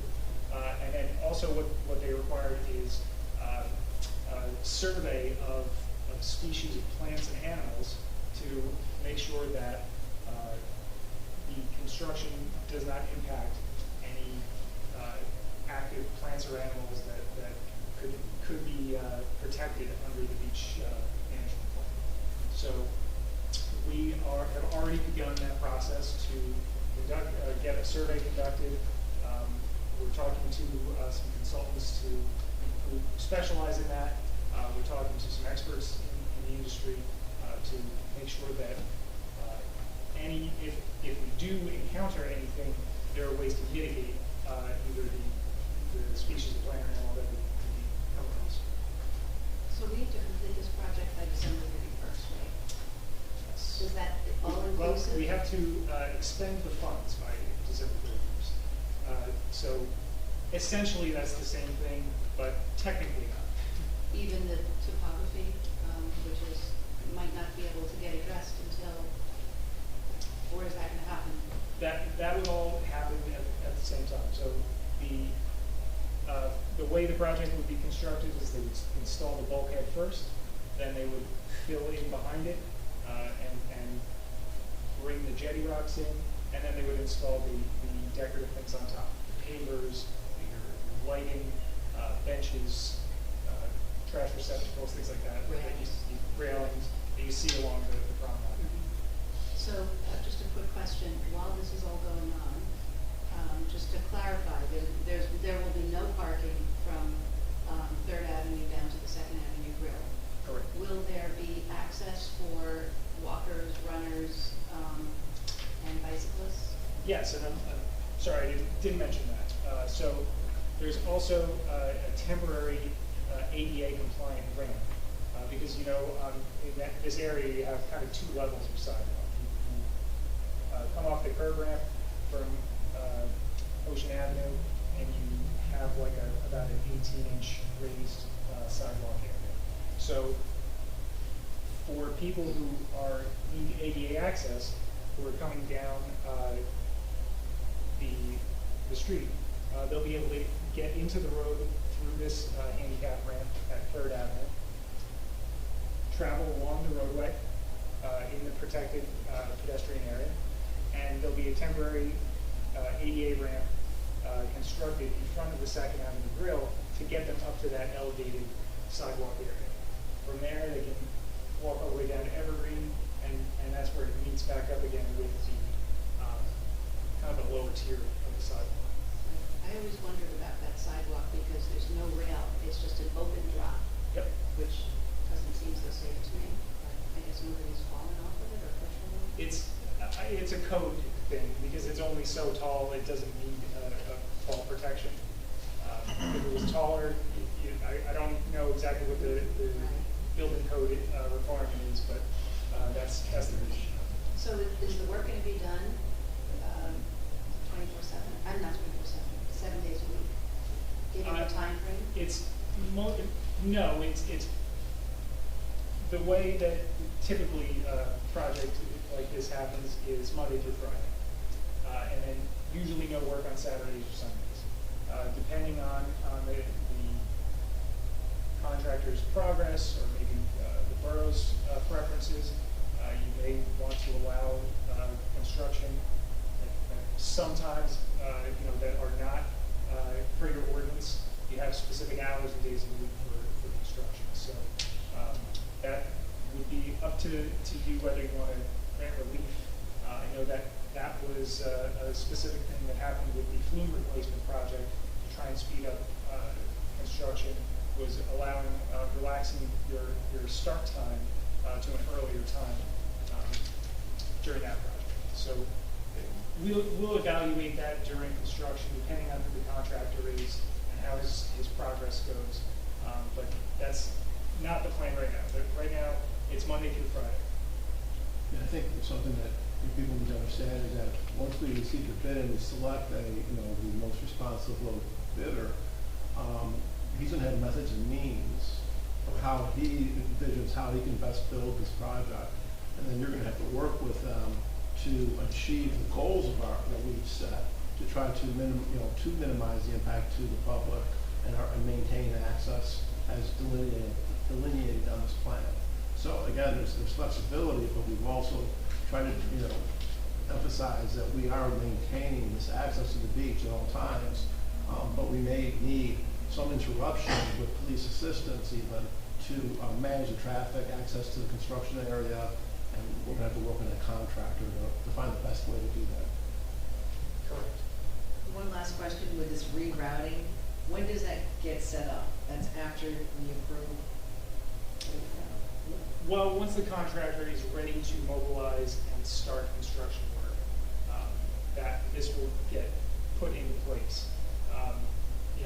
They're going to have to do that before they begin demolition of the existing sidewalk and bulkhead. Okay, so it's not getting set up now, we're gonna look at it, No, nothing happening. Not happening Beach until the walkers, contractor is ready to I start. saw that, but this doesn't have to be set up until they're ready to go. The council president, that's a good point, the beach lockers will be set up, like you see on the map. Right. Right now, the ones north of Third Avenue are against the bulkhead itself, against the promenade. So those are going to move out a bit, as you see here. Okay, So those have to be readjusted. right. I just wonder how how many days in advance do they have to set up this rerouting before they can actually work? That's what they're gonna have to talk to the contractor. Right. Yeah, Yeah. the contractor will have to figure that out, but this won't take that much, long to set up. It's probably only a day or two. Okay. And you mentioned earlier, with all likelihoods, and there's so many variables, I hesitate to even make a sweeping generalization because there's so many variables that can change things. But you said earlier, I just want to recap this for our residents. Likelihood is that this construction starts after the 4th of July weekend. Is that fair? That's fair, yeah.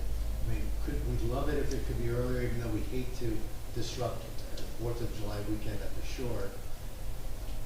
What I want to keep saying, I've said it in a couple of meetings already, I'm going to say it again tonight. This sketch almost doesn't do justice how massive an undertaking this is for Bradley Beach. This is an undertaking of historical proportions. We're extending this promenade, hopefully for the next 100 years. We talked about Wheel projecting out sea level rise in the year 2100.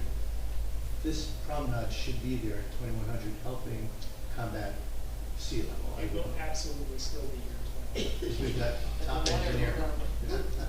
My point being, this is a massive undertaking. We residents in Bradley, especially at the south end of town, are going to be inconvenienced, and there's really no way around it. In our perfect world, we would have done this work last winter, early this year. It's taken forever between beach amaranths that we have to concern ourselves with,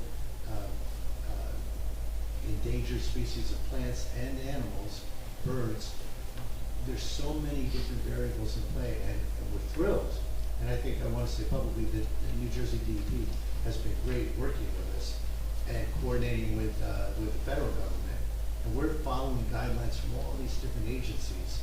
And our engineers are doing a wonderful job bringing us as many options as you can.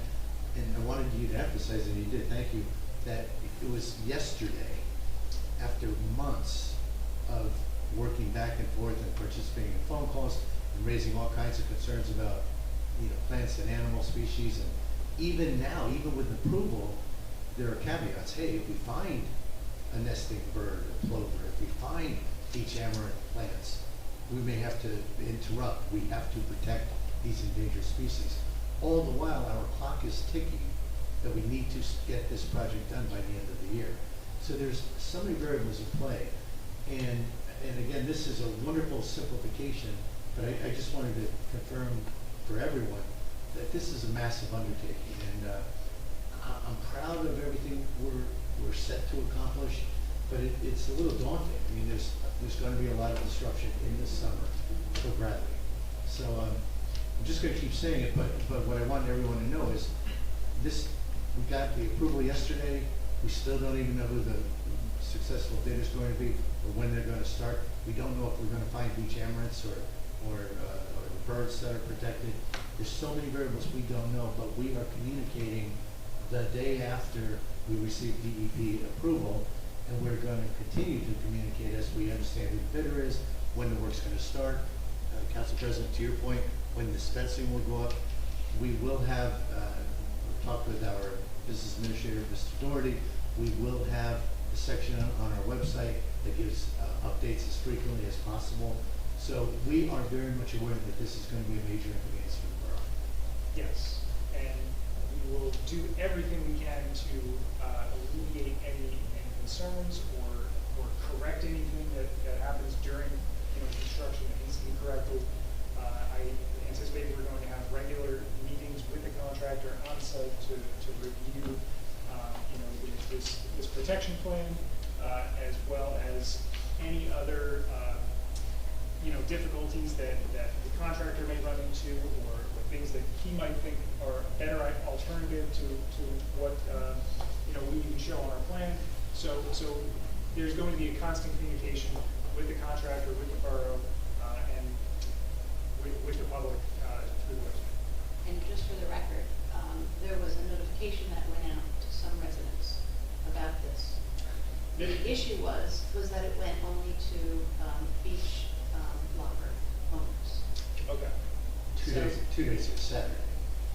The information. So so it was just kind of confusing. Some people on my street got it, some didn't. I didn't exactly know why. That was the logic of it. Purely beach lockers positioning, and anyone with a beach locker got it. Every neighbor next door to that person that didn't have a beach locker didn't get it. Again, we only received approval yesterday. We will be giving very broad, very thorough communications. We've been making that commitment as a council for months. Unfortunately, we haven't had anything anything solid to communicate. So now that solidity is forming, we will begin aggressively communicating. And Mayor, if you recall, several months ago, notices went out from the DEP and from CME, because for permit purposes, you have to notify within 200 feet of the construction area. Of the subject property. Of the subject property, and we had property because of the permitting for the railings, or handicap ramps that we may be putting in later on this year.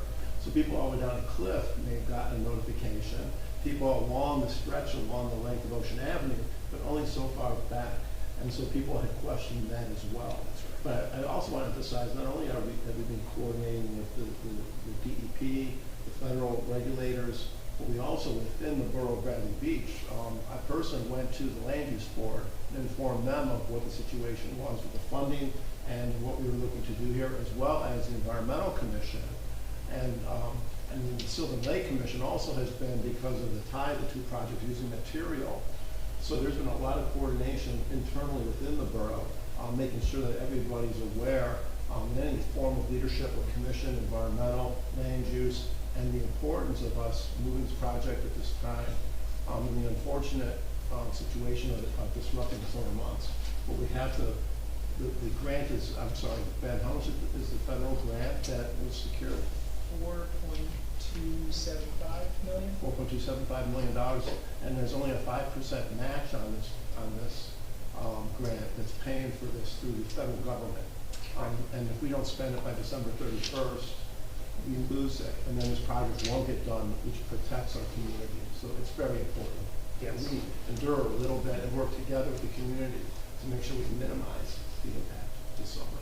And for the public record, we are in the process of trying to identify and apply for a next wave of grant funding that would enable us to further extend the promenade. So we really have a lot of irons in the fire. I think we're making great progress, but I just want to convey it's quite a challenging seascape of Bradley Beach, but very confident that we're pulling off. We just have to work through a lot of variables. Yeah, we're calling this phase 1 of the project. So phase 2 would be the continuation of the promenade. Depending on how much funding the borough is able to secure, will tell us how far we can extend phase 2. And if there needs to be a phase 3, we'll make it a phase 3. And that could be shared with that on phase 3. Yeah. That was one of the funding opportunities that we're exploring, is a larger scale grant to try and do a complete phase 2. Still yet to be seen whether or not that will happen, but these are some of the things that we're going at. And Councilman Nowicki mentioned to me a little while back, I think it bears repeating, Paul, roughly a 5-mile stretch from the north end of Asbury to the south end of Belmar. This is the one gap in, what is it, 1,200 meters? Roughly 1,400 feet of no bulkhead to basically protect, which is our southern limit of the borough, but also the lowest point that is impacted right there from the Southern Lake in the southern area of our community. So yeah, this is key to the resiliency of the shoreline. And by doing this also, we also have the federal government that's looking to do dune implementation all the way from Sandy Hook all the way down through Seagirt, and that project is with the Army Corps of Engineers. And so our ability to do this and take care of this and coordinate with what the Army Corps is going to do in the future is really important for our security and resilience for flooding in the future. Any other questions or comments from the council? All right, Ben, thank you very much. In a moment, we're going to open it up to the public for questions. And Mayor, Yes. you're good if we post this on the website as well, so that people can see the aerial view, the mapping. Absolutely. In time, we'll have a separate call-out area on the website. I think for now, it'll probably, you can talk to Amy Baker, but it'll probably be part of council and Have it just be- mayor's section. I mean, so people- Well, we don't have the spot yet. She's going to go. But as soon as she does, you're right. It'll be separate. All right.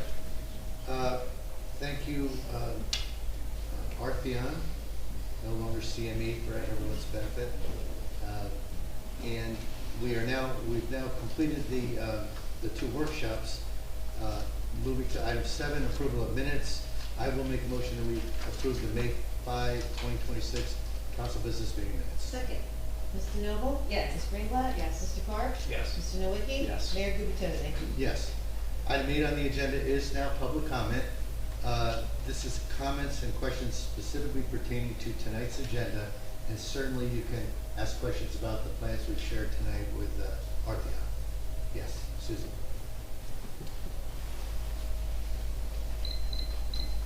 Hi, Susan Pearsall, 13 Pacific Avenue. This is so relieving. I have looked at some NOAA models of the water rising, and you said 14 feet. Do we have any models projecting how that will save us in terms, because that little lake there is basically an open door from the ocean when it gets too high. So, and that was probably the joke, I'm sure you don't. But I really appreciate it. And for me, myself, and my family, we don't care if you start at 6 in the morning because I know what happens when this water gets out of control and it comes down the street, and it will be in front of my house, blocked in, 2 blocks in. So I thank you for being able to secure this fence and how you deal with the Department of Environmental Protection and all the really,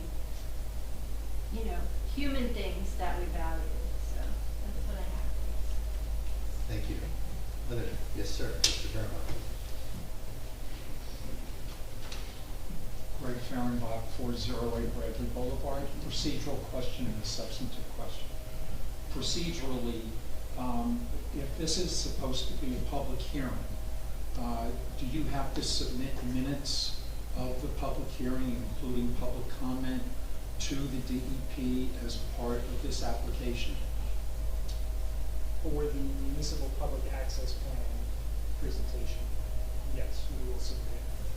Okay, so then the clerk has to notes or produce minutes. those. Substantively, are there any properties that you have included for public access that are public properties that are not on the Ross? No. Okay, so everything that you've included is already encumbered by the Ross? Correct. Thank you. Thank you. Yes, Ms. Meadow.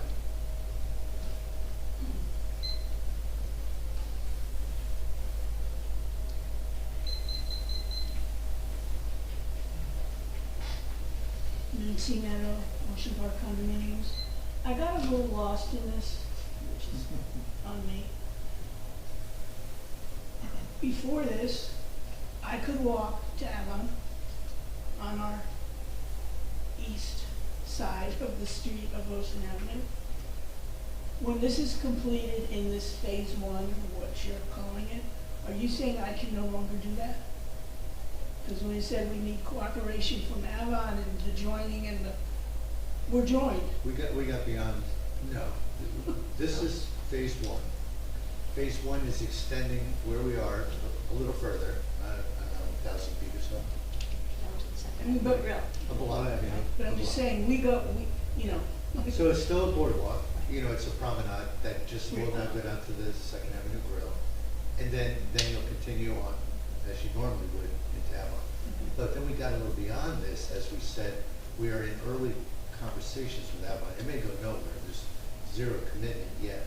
But we're in early conversations about could we conceivably close the gap completely by having Avon extend their promenade up? We extend ours the rest of the way, so we meet at the border of the two towns. Then we would truly have one promenade that ran straight into Avon. We're not there yet. I mean, we still have that cement that we just walk on. Okay, It doesn't have a bulkhead. okay. I'm not that observant, but thank you for clarifying. The other thing I'd like clarified that I've asked for, I don't know, 3 or 4 VAs, not including you, on the bill list. And I'll save my comments regarding the digital application for later. And I cannot even tell you what page on the bill list, because once the meetings start, it's pulled from the website and I can find it where I used to. But there's a disbursement for $10,000 to a person who I shouldn't name for change for the cashiers as we go into the season. What are our checks and balances regarding getting that $10,000 back? Because without me saying it, we all know the problems. We know the various individuals over the years that caused the problems. And I've never heard, do we have checks and balances? We don't see the deposits. And if you just say yes to me, Mr. Mayor, your word is good enough for me. Yes. Okay? And by the way, I asked the same question. I have no doubt. We do, we have cash reconciliations every day by unit delivering the cash. A few years back, you're absolutely right, we had concerns. And even the 10,000, we still debate, do we need that much? It's spread out over numerous entrances, so it's more like 1,000 or 1,500 per entrance. But we are constantly trying to reduce the amount of cash floating around. But right now, the auditor does no longer identify that as a control weakness of ours. We now have that under control. Thank you. But I would, to just another point, it is nervous anytime you're getting someone $10,000 in cash. So, but we do take it seriously. We do have checks and balances. Do you have them at the tag booth? What's that? Do you have the checks and balances in the tag booth? We have the checks and balances from the moment that the mayor and council vote yes on this to the mayor. The money comes back to the police department, ultimately deposit the cash into the. It's a lot of hands and fingers. You're absolutely right, which is the reason why there's less cash to that. Now, by the way, I don't know if I can see folks on Zoom, so, Jen, are you able to shrink this? Other questions or comments? Yes, Eileen? Come on up. Just being very protective. Eileen Sishius, 112 Fourth Avenue. We're probably talking about a lot of cash being transferred back and forth. I'm concerned about the safety of these people. And you're making this a public statement, but I don't want anybody to get mugged or robbed or killed to get this money. So it's beyond my jurisdiction, but I just had to get it off my chest because it's scary. No, it's a very valid and very important concern, which is why it takes resources from our police department. I mean, do they have to carry that vests? forward. I mean, I'm sure that, I know they know what they're doing, but it scares me. I mean, I'm sorry. It scares us too. Okay, thank you. Eileen, it wasn't that many years ago they had 5-gallon pails of quarters. I know. We're getting better. But we talked about this today, it is about the safety of these people. Yeah, absolutely, Yes, that's why especially in we're trying- today's society. That's- I mean, it's crazy, it's scary. And every beachfront Oh, municipality yeah. has to deal with this. Other comments or questions on today's agenda, or, yeah, to just the agenda? Anyone with a hand up on Zoom? Okay, seeing none, we'll move on from public comment to ordinances. Item 9 on the agenda. We have one ordinance today for introduction. As a reminder on ordinance introductions, thank you, gentlemen. Good job. Introductions, we will not have public comment. However, with every adoption, there will be public comment. So, introduction of ordinance 2026-30. This is an ordinance amending chapter 393, which is special events. And the borough has struggled with special events for a number of years. Our clerk has educated me a lot to some of the challenges we've had. Currently, our ordinance requires a $2,500 fee for a special event. It does not allow refunds. So if someone has a special event, some organization, and, I don't know, there's a collective spend of $1,000 in the borough supporting it, there's no refund. And so people come to us all the time and say, come on, $2,500? And largely, we've either had to be free, waive the fee entirely, or charge $2,500 with no refund. So, and, you know, Eric, it's probably driven you a little crazy, certainly the refund request. But in meeting with a series of meetings with our department heads, including the police and DPW, our clerk, tourism, rec center, we had a lot of feedback from our department heads, and what we came up with was a modified design. From now on, should we approve this, you know, and adopt it later, there will be always a minimum fee. We can waive the fee, and we are likely to do so for Bradley Beach related entities, say the PTO or the Friends of the Library or the fire department. But in general, all other activities will have a $500 minimum if they just walk through Bradley Beach. $500. That's what the ordinance for introduction says tonight. That's called a level 1 of fees. But then we have 3 levels above it, 2, 3, and 4, and they are now $1,000, $2,000, and $3,000. So no more $2,500. You could go as low as $1,000 for a modest amount of borough-related services, police and or DPW and or our, you know, a walk or run or jog or whatever down the boardwalk might have people using our restrooms. That requires us to reimburse custodians for cleaning the bathrooms that people might use along the way. Removing garbage, taking the garbage to the dumps, paying dumping fees and what have you. So a low-end minimum resource might be as much, it could be 500, could be as much as 1,000. Then the moderate is 2,000, and then high level of resources 3,000. In no event will there be a refund. If we miss, if we say it's 1,000 and it ended up costing the borough more, the following year, if that event returns, we'll bump their fee. But the one other important thing of note is only at the highest end, level 4, which is $3,000, there will not be a refund. However, we will do cost accounting for any large event that we think is a $3,000 fee. There will be a cost accounting, and we will have a requirement that says if our borough resources contributed total more than $3,000, there will be an additional fee or additional bill. We think it's the best way to be fair to the broad continuum of organizations that want to utilize Bradley Beach resources. And yet we also want to do it in a way that is as simple administratively as we can make it. So that's largely what we're going to discuss and vote on tonight, but that's primarily the overview. I want to make sure everybody's aware. So with that said, any comments or questions from the council? I think this more aligns with use and the expenses that the borough might incur, even when there's a pass-through. So, I think it's still important that if there are events that we choose to waive that fee for, that we're still able to do that. That language is not changing, we still can. But we were torn between 2,500 or waive. So at least now, they're, you know, the low end of $500 is generally, in fact, our clerk has been testing this with folks this year, saying next year we anticipate there will be a fee. And so far, the general reaction has been neutral. Yeah, I'm just making them aware, next year there will in fact be a fee. It won't be 2,500, and I've also told them the 2,500 was required all along.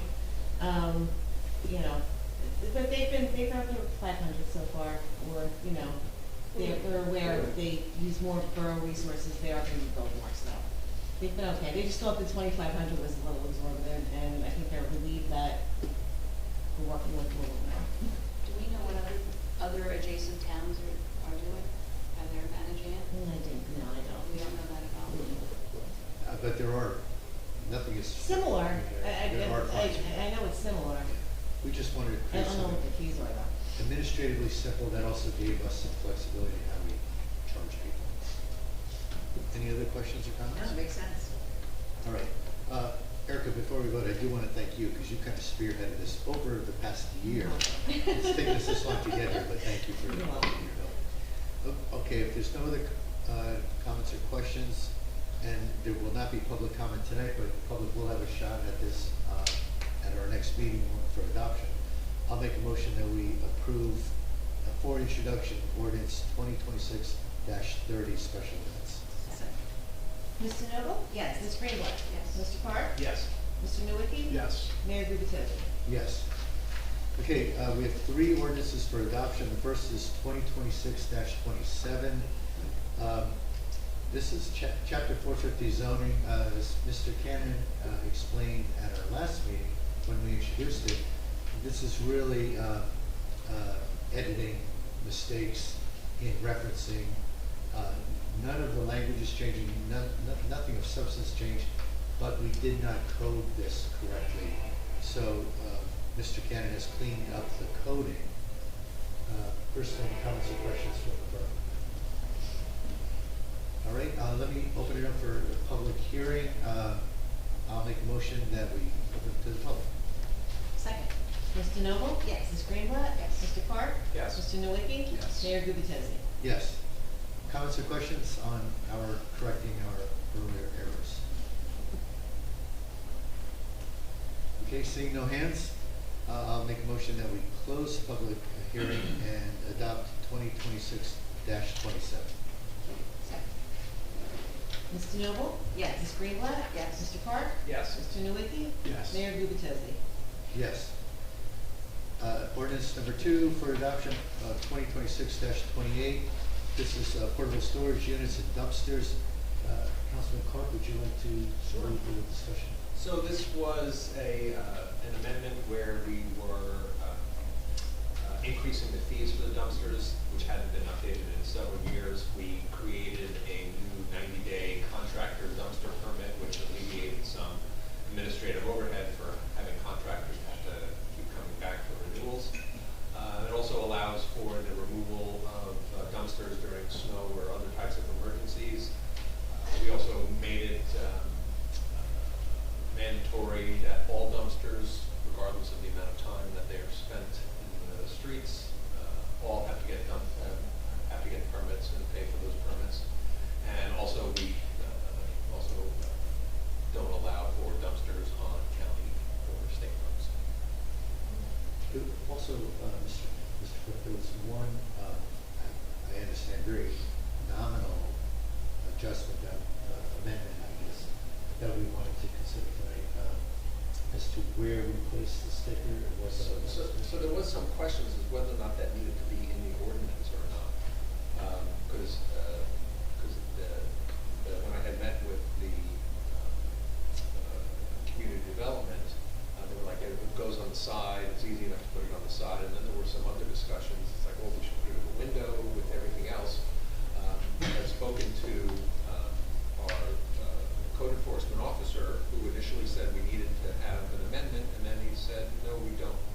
So to the extent that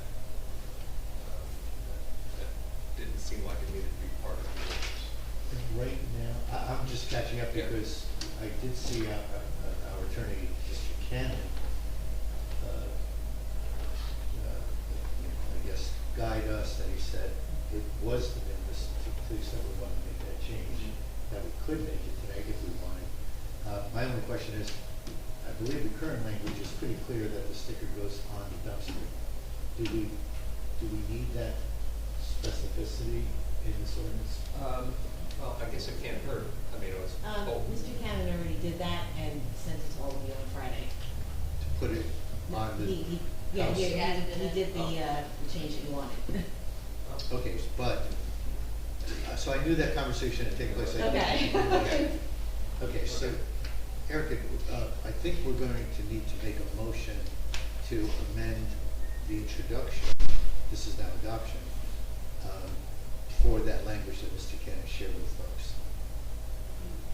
Right? No, Why not? because you already introduced it, you're now adopting it, and any changes you made in between, that's. It's a de minimis. Yeah, it's de minimis. so So you don't need a Adopting. formal motion, just indicate that it's been changed.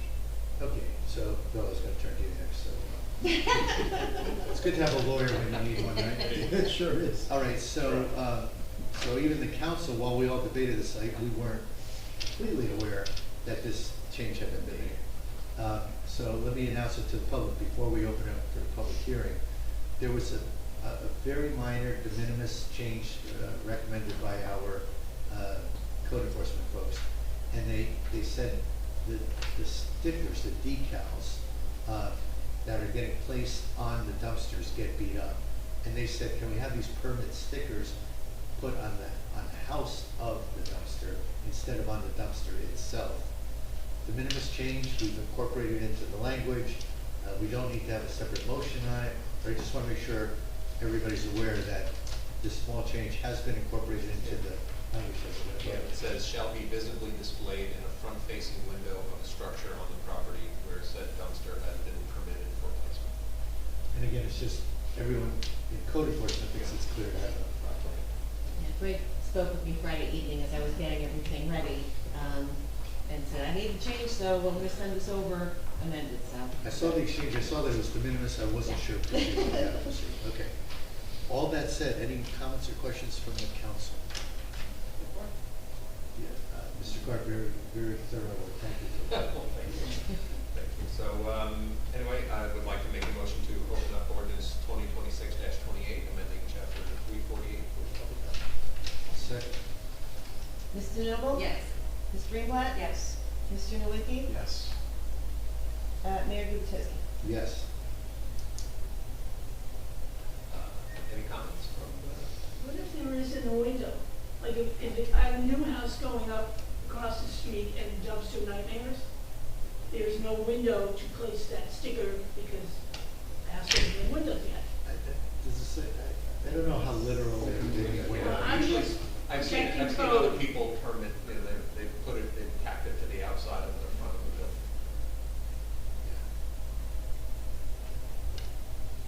Any other questions or comments? Yes, sir, Mr. West. Thanks, West, 518.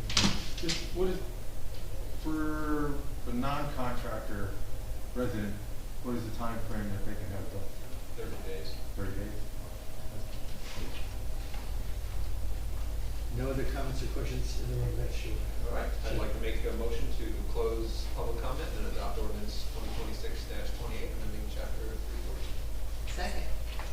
Mr. Noble? Yes. Ms. Greenblatt? Yes. Mr. Clark? Yes. Mr. Nowicki? Yes. Mayor Gubachevsky? Yes.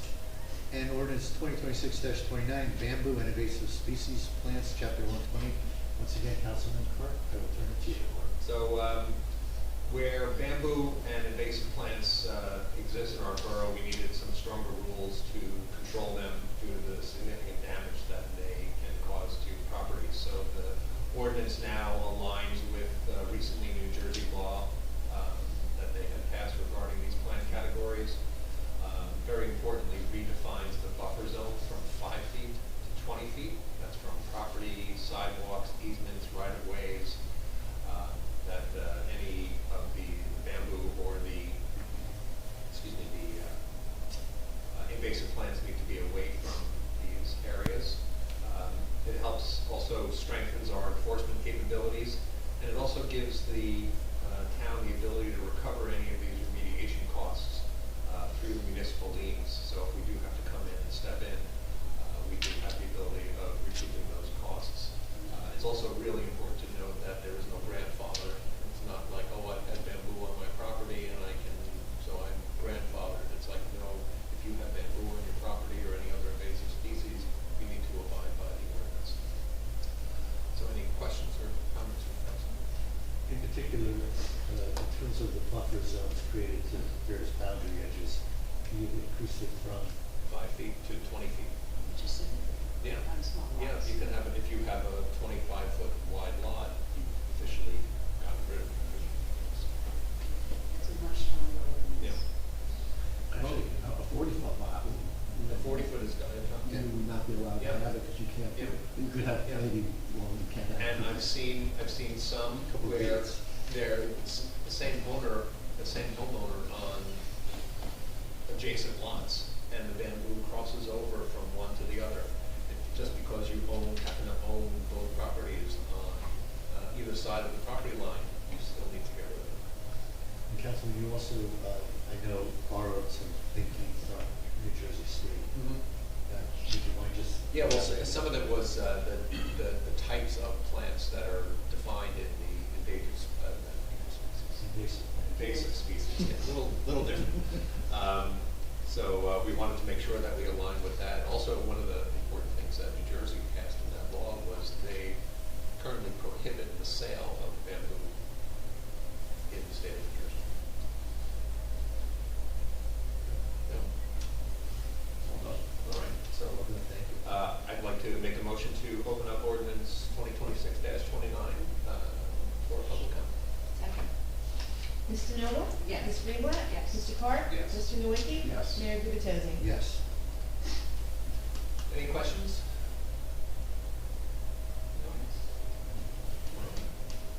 No? 518. 30 So- days. No, not 30. No, sorry. No, credit, dollars. Somebody has bamboo on their property. How long do they have to get it out, and how much is it cost them? Well, They don't get it out. well, there are fines defined in the ordinance. I have to go back and read exactly what that amount is. I think it's up to $2,500, maybe some prison time. But it's Community service. the community service. So it is, Cutting it's down it's bamboo. significant. It could be, but as far as certainly our full-time code enforcement officer is out and about, being very proactive in identifying properties with bamboo, in addition to getting feedback from residents who have struggled with their neighbors' bamboo. So if you know, if you're aware of a problem, I would definitely inform our code enforcement officer, who will make an immediate visit to the property to get that remediated. Additionally, this also, the ordinance also forces a follow-up visit, because one remediation usually is not enough, so there may need to be some maintenance that If the happens. plant So likes to come back. yeah, right, so you need to come back and say, okay, after a year, did the remediation work? If not, it needs to be done again. So they'll be tracking all of the remediation that gets done, and then also schedule the follow-ups. Doesn't it also put the onus on the owner of the property with the bamboo, if it's impacted the other property? Yes, one of, to actually do yeah, one of the remediation? things that they define, is defined in the ordinance is bamboo property owner. So it's not just because bamboo is on my yard, it's where it's So sourced if they've from. created a problem for their neighbor, it's incumbent upon them to cover the cost. Correct. Which can be significant. Correct. Oh, yeah, very much so. Any other comments or questions? Anybody from Zoom? No? Okay, so I'd like to make a motion to close public comment and adopt ordinance 2026-20. Mr. Noble? Yes. Ms. Greenblatt? Yes. Mr. Carr? Yes. Mr. Nowicki? Yes. Mayor Gubatosi? Yes. Moving to item 10 on the agenda, communications, there are none. Item 11 on the agenda, resolutions. We'll start with the consent agenda resolutions. The consent agenda resolutions 2026-146 through 148. Does the council want to discuss any of those separately or vote on it separately? Right, then I'll make a motion that we approve consent agenda resolution items 2026-146 through -148. Second. Mr. Noble? Yes. Ms. Greenblatt? Yes. Mr. Carr? Yes. Mr. Nowicki? Yes. Mayor Gubatosi? Yes. Individual resolutions, start with 2026-149, approving an adult summer camp program. Any comments or questions on this one? Well, I'm the liaison to rec, and it's kind of exciting because no other towns do this. So it's a little 3-day camp program for adults. So if people are interested, I mean, we have so many community members who love playing pickleball, bocce, mahjong, all of these things. We're definitely a tight community, and there will be competitive play, and kind of going back to childhood and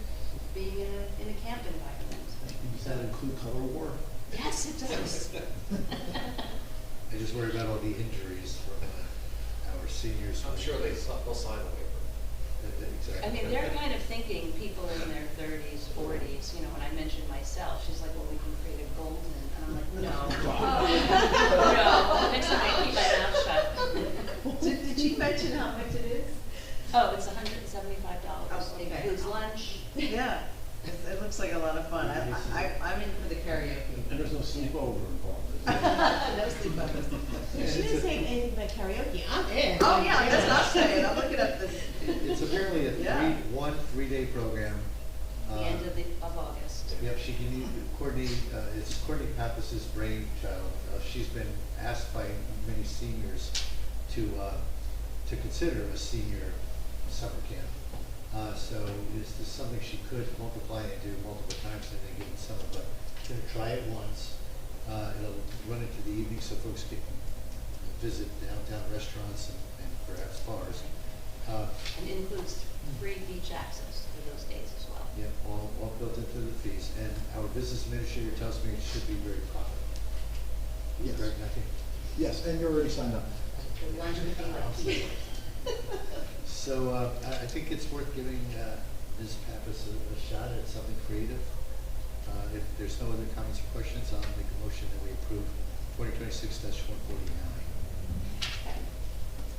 Mrs. DeNoble? Yes. Ms. Greenblatt? Yes. Mr. Carr? Yes. Mr. Nowicki? Yes. Mayor Gubatose? Yes. Mr. Nowicki, do you want to take this one? Can if you want. I don't have the details in front of me. Well, it's 2026-150, awarding a bid for Sylvan Lake bulkhead improvement to Earthworks, Inc. These guys are not only our low bidder, Councilman, but I know you are very familiar with their work and they've been doing a great job on other projects, Sylvan Lake related.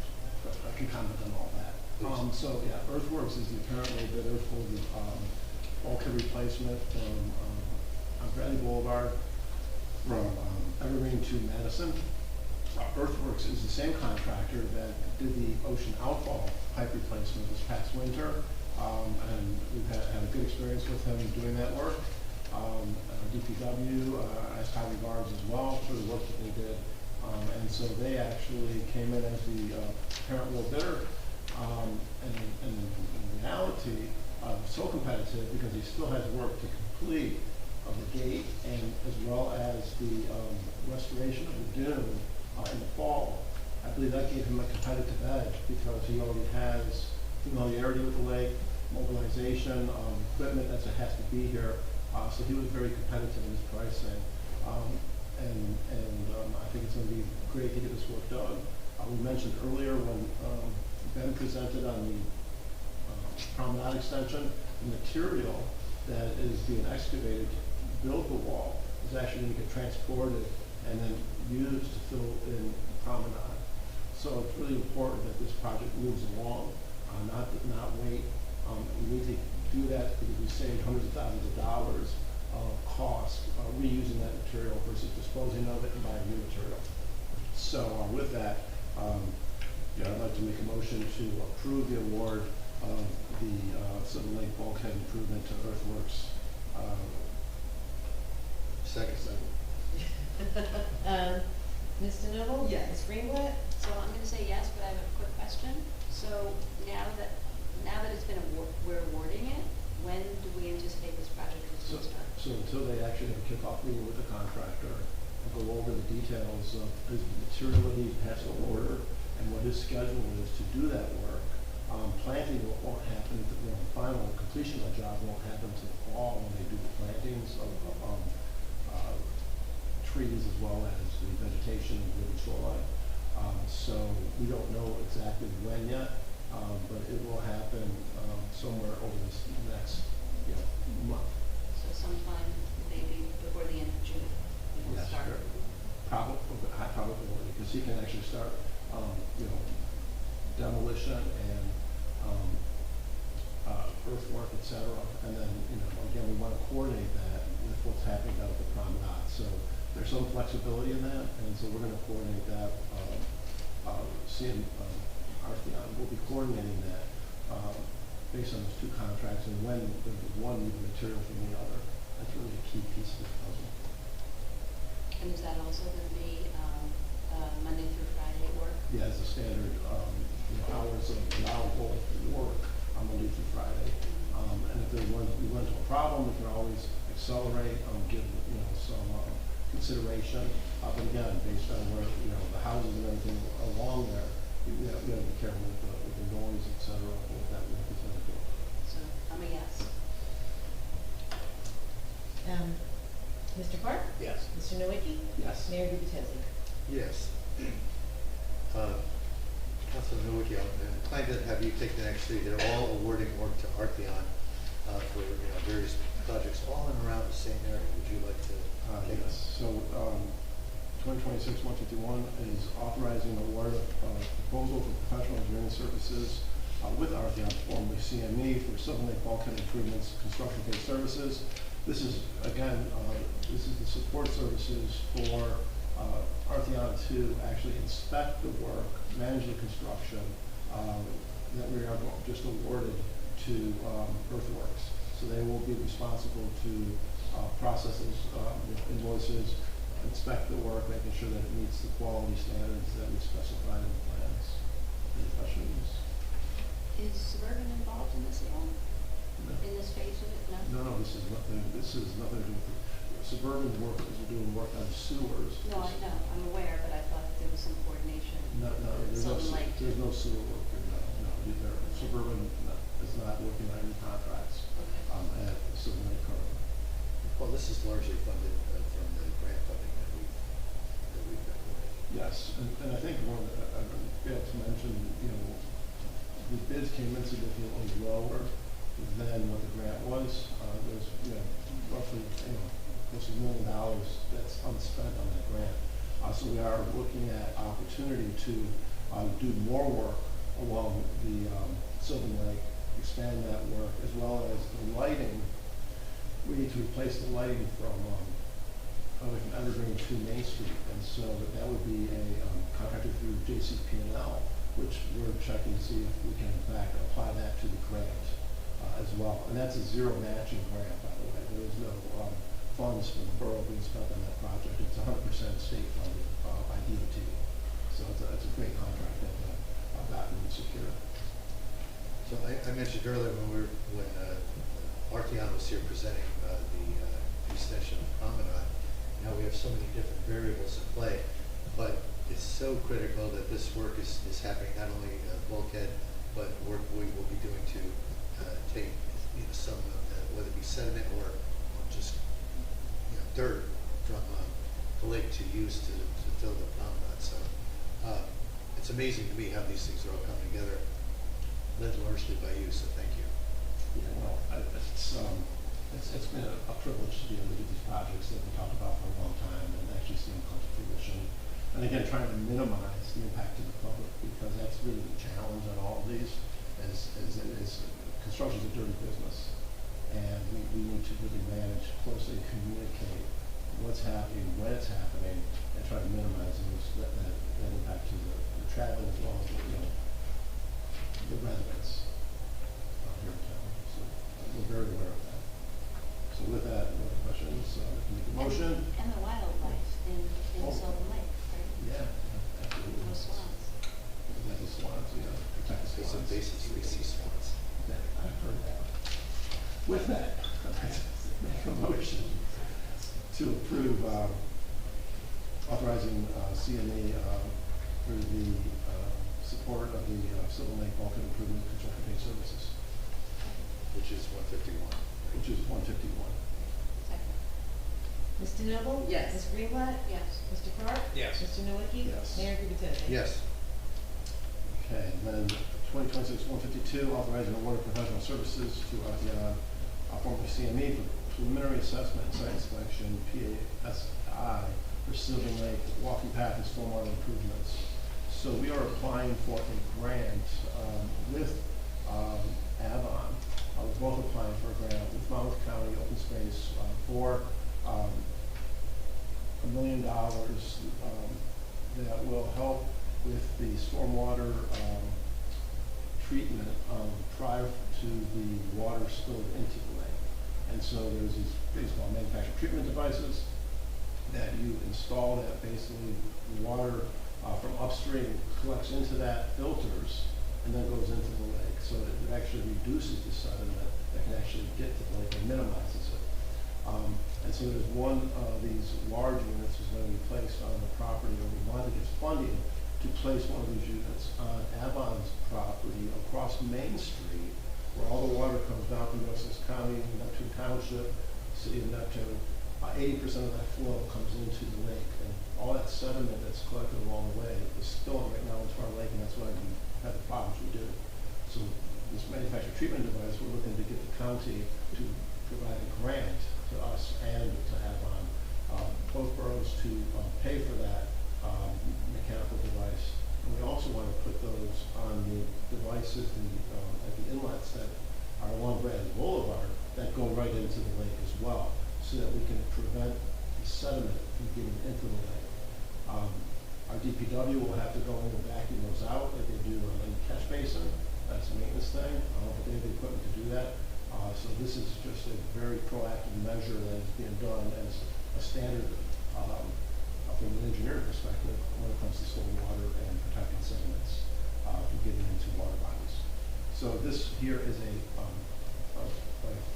funding CME to actually do a quick environmental assessment and preliminary engineering effort to support the grant application to Monmouth County because they require certain information to be provided, and this is actually work that will be used in the actual design work. But it's the preemptive support for the grant that will ultimately be a conceptual preliminary effort. Can you remind me, after DPW takes that sediment out, where does it go? So some of it, sometimes it can be used for mulch and or the landfill. So they take it to their yard, they dry it, and then they basically dispose of it or use it for mulching, for other purposes. I like the technical word, they de-water it. And it's like a big coffee filter. Yeah, the device is that's how I describe it, but basically it creates a vortex like your coffee does in your. Right. Just as a liquid filter. Okay. So with that, any questions? So this supports the grant, make a motion to authorize engineering services to Artheon for the support of the stormwater and walking path improvements 2026-162. Second. Mr. Noble? Yes. Ms. Greenblatt? Yes. Mr. Carr? Yes. Mr. Nowicki? Yes. Mayor Gubatosi? Yes. And should I do this one too? Please do. 2026-153, award of professional engineering services for Artheon. Keeping these guys in business. For recreation center improvements, phase 2. So we just completed these fantastic playground improvements, and we have received an additional grant for $72,000. And so there's a lot of work that still needs to be done in the rec center. This $72,000 though, we were targeting to do the ball field. We do the ball field. There's some drainage issues out there. The fence in that area needs to get replaced. The goals for the soccer goals, netting needs to get replaced.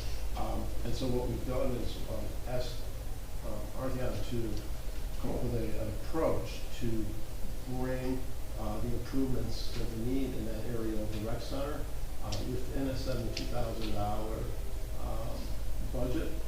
And so we're looking at, again, replacing fence fabric, replacing the baseball bases, working with DPW on some of this work as well, because there's some of it they can do, like aerating of the lawns and whatnot. So we're trying to bring the improvements to the ball field area within that $72,000. And so what this here is basically awarding a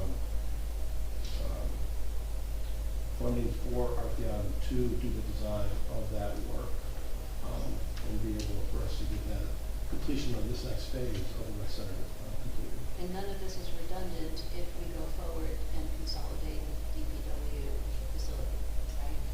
No. And again, that's probably further out than soon. And so what we're trying to do is, again, this is more of a maintenance project versus a reconstruction. So we're looking to, basically good repair, put everything in good repair, and then we'll deal with those issues. We want to expand, because the DPW relocation, that's something that, the concept that were floated in previous administrations, that's something that be done and looked at closer into the future. Also, there's another grant that we haven't brought back yet that is being $100,000 that we got for pickleball courts, removal of that greenhouse, and that's in the back of the rec center. And we haven't gotten the concepts. That's not Artheon doing that work. That's Avakia doing that work. So that's but we've got to see those concepts yet on what we can build there. But again, so this is the phase 2, good repair, maintenance of the ball field, replacement of the fence fabric, and appurtenances for the fields. I think one thing that's worth noting, not only to, again, sing your praises, Councilman, but also just to keep the public informed.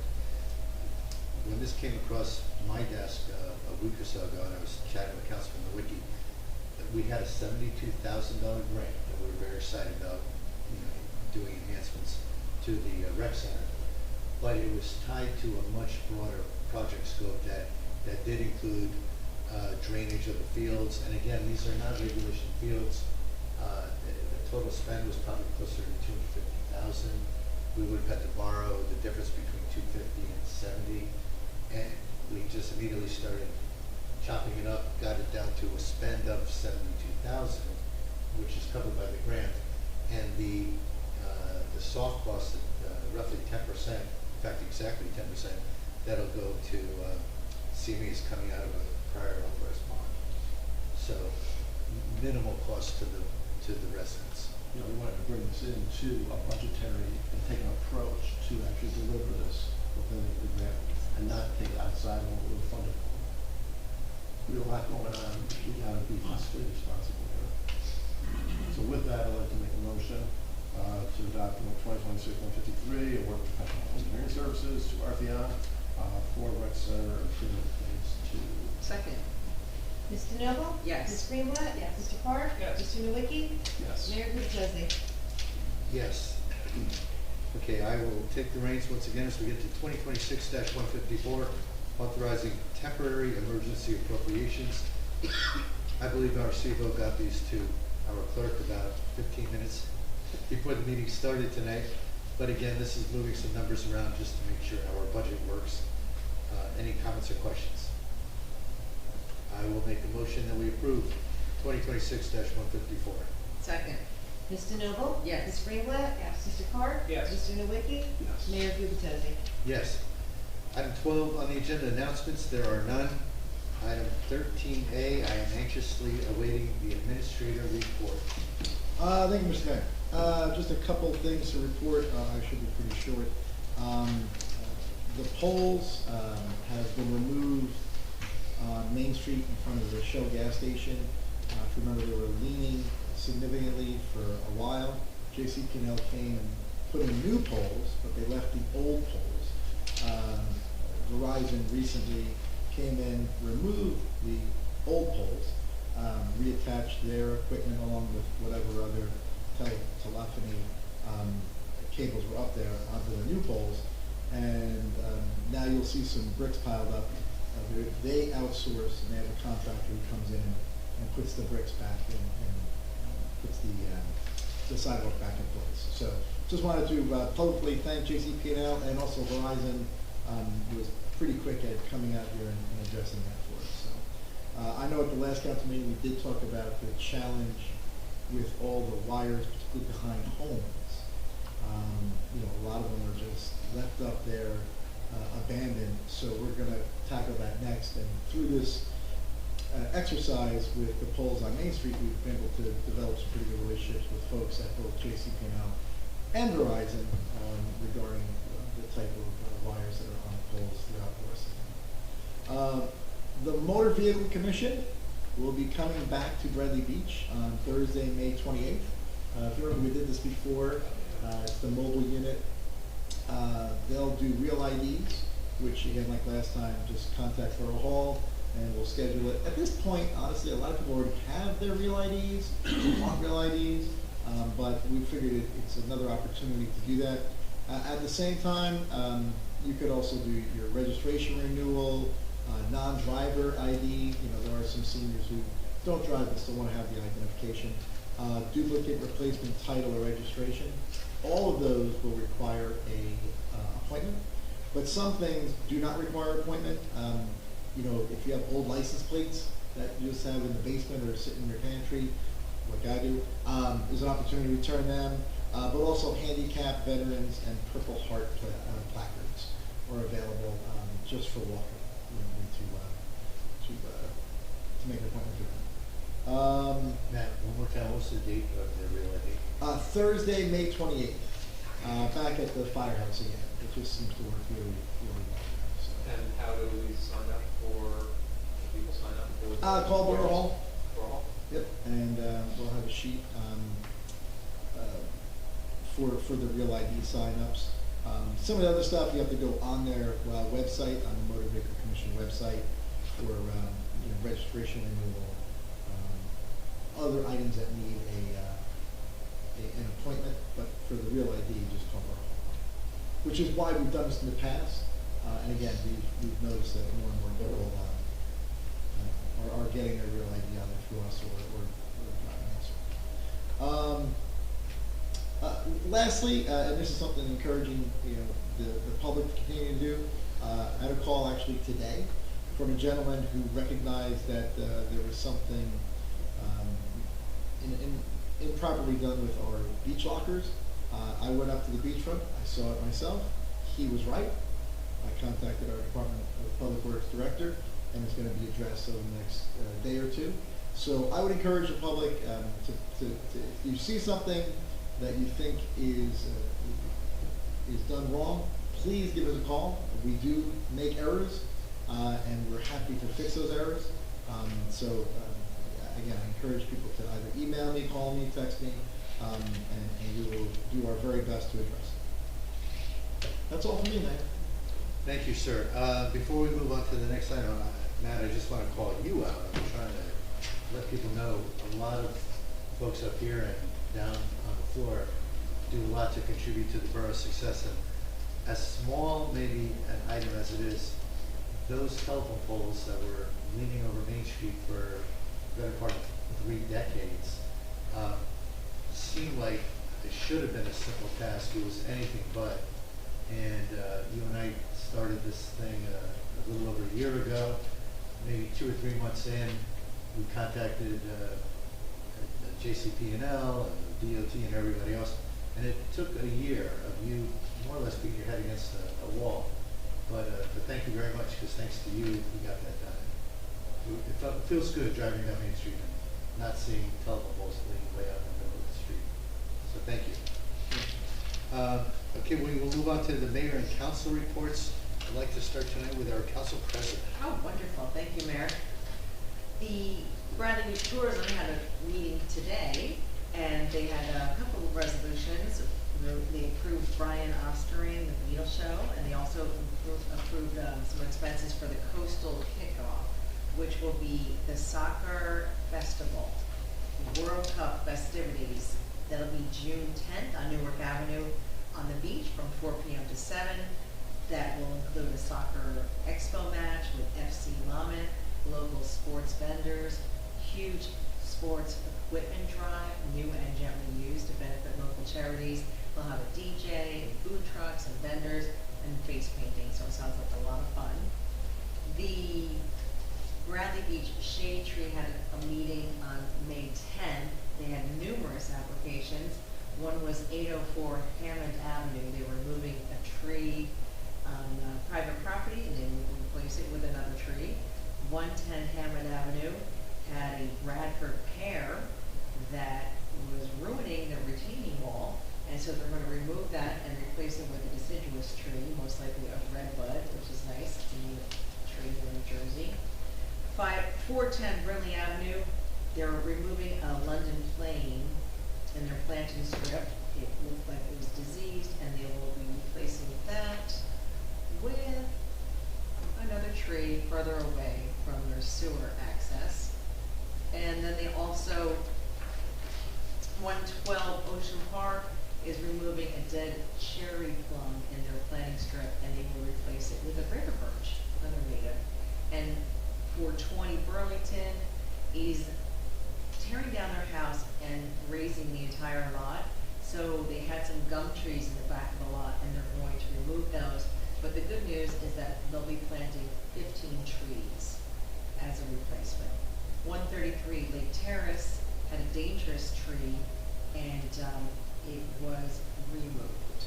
They also discussed their spring planting, which took place since this meeting, and their Arbor Day, which we attended. And I would like to extend a sincere thank you to the Bradley Beach Shade Tree Commission and everyone involved in the recent planting of 66 new trees throughout our community 2 weeks ago. The commission also celebrated Arbor Day along with the Bradley Beach Elementary students, teachers, our mayor, council members, and the wonderful forestry staff. Several of those 66 trees were planted right on the school's campus, which is a beautiful investment in our students' environment. And the New Jersey Tree Foundation was also joined by 3 members of the NJDEP Forestry Service. Having that expansive breadth of knowledge on site was impressive. Our commission members walked away with some great pointers on the best planning techniques that they look forward to applying in future events. Finally, the Shade Tree Commission would like to extend a huge thank you to our DPW for the incredible support they lend all year, but especially during this massive undertaking. Over the past few weeks, they've removed old trees, dug out stumps, and provided invaluable on-the-fly assistance. And they were out bright and early filling the watering bags on the new trees at Sylvan Lake. So to the Shade Tree Commission, the NJ Tree Foundation, the NJDEP, and our own DPW, thank you for your expertise and your tireless dedication to our tree canopy and making Bradley Beach even greener. Next, the Board of Ed is meeting this evening, but I do have some exciting news. For the 3rd consecutive year, the Bradley Beach Education Foundation is awarding its annual scholarship to a graduating senior who got their start right here at Bradley Beach Elementary School. Each year, the Foundation Scholarship Committee connects with our high school seniors, and time again, they see that the strong foundation built at Bradley Beach Elementary School translates directly into high school success. Tonight, we highlight a truly exceptional student, Mia Costantino. Mia graduated as Bradley Beach Elementary School's 2022 valedictorian and now a graduating senior at Neptune High School. Remarkably, she is already a college graduate. Through the intensive Poseidon program, Mia simultaneously earned an associate's degree in social sciences from Brookdale College, all while maintaining a stellar 99 weighted GPA. This fall, she heads to Rutgers University, where she's on track to earn her bachelor's degree in communications by the time she is just 20 years old. Many in town know Mia as a hard-working hostess at Darcy's, where she balances her commitments and always handles herself with the utmost professionalism. On behalf of the governing body and the entire community, congratulations to the Bradley Beach Education Foundation's 2026 scholarship recipient, Mia Costantino. And that concludes my report. Thank you. Thank you, Council President. I'll turn to Councilman Nowicki. Thank you, Mayor. So our police activity between the periods of May 4th and May 17th. On May 10th, Main Street and Springwood Avenue, a 52-year-old male from Bradley Beach was arrested and charged with possession of a controlled dangerous substance. He was also charged with driving under the influence and several additional motor vehicle offenses.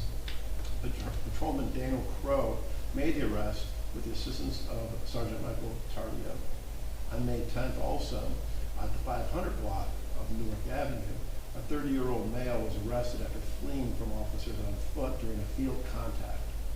Camarada was caught by Patrolman Anthony Badalamenti after a brief foot chase and taken into custody with the assistance of Sergeant Kevin Gale and the Avon by the Sea Police Department. He was charged with theft, possession of an imitation firearm, possession of a weapon, possession of CDS, tampering with evidence, resisting arrest, and obstructing the administration of law. Camarado was charged and later lodged in the Monmouth County Jail. May 14th, 2026, Bradley Boulevard, Main Street. A 32-year-old female from Point Pleasant was arrested and charged with possession of a prescription legend drug, possession of drug paraphernalia, driving under the influence, and several motor vehicle offenses.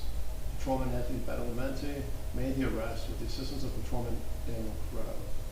And then on May 15th, off Brindley Avenue and Hammond Avenue, 62-year-old male from Spring Lake Heights was arrested and charged with driving under the influence of alcohol. He was also issued several motor vehicle summonses. Patrolman Edwin Hernandez made the arrest with the assistance of Sergeant Michael Tardillo. And that's the police blotter. Tomorrow evening at 7 p.m. is the Sylvan Lake Commission meeting here in this chambers. So please come on out if you want to learn more about Sylvan Lake. We've talked a lot about it today, but there's a lot happening. And again, there's a meeting here tomorrow at 7. And then I just wanted to make mention of our land use board. They've been pretty active. I think with this board that we've brought together this year, a lot of synergy, a lot of really great minds working together. We've been able to really exercise some very prudent and great consensus on things that we're doing with zoning and towing the line. And I'd just like to say that I'd also just recognize TJ Cohn, who is the chair of the land use board. He's done a really great job leading that board and into the future. There's a lot to do, a lot of changing ordinances, and right now I'm pleased to share that. I think it's really going well with that land use board. So that's my report. Thank you. Thank you, and thanks for your volunteering on that land use board. I'll turn now to Councilman Clark. So the Environmental Commission is planning an event on the theme of invasive plants. By the way, the barkwood pear trees are an invasive species. They've now been banned. They've now been banned. Yes. So we also have an invasive species in our maritime forest called the Japanese knotwood. And on May 30th, from 9 to 11 a.m., there's going to be a big knotweed removal party. So it's really taking over the native plants of the maritime forest. We need to cut it by hand. It gets done several times. You have to weaken it before you can pull it out by the roots. So May 30th from 9 to 11 a.m. Also, as a note, the maritime forest was the brainchild of Captain Allen. This would be a great way to honor his after his passing last month. So for the first aid, the operational period ending May 19th, they responded to 16-day calls, 5 night calls for 21 calls. It's a busy month. And 12 for medical, 9 for fire, 1 motor vehicle crash. Of course, they're always looking for volunteers. They offer free training for qualified individuals and anybody wishing to volunteer.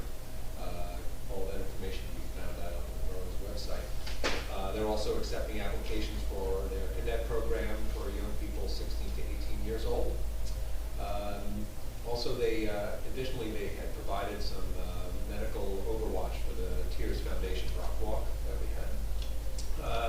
Also, I want to take this opportunity to recognize this week is actually National EMS Week, and I want to thank all of the EMS providers for their professionalism, their commitment. My special thanks to the dedicated members of our all-volunteer squad.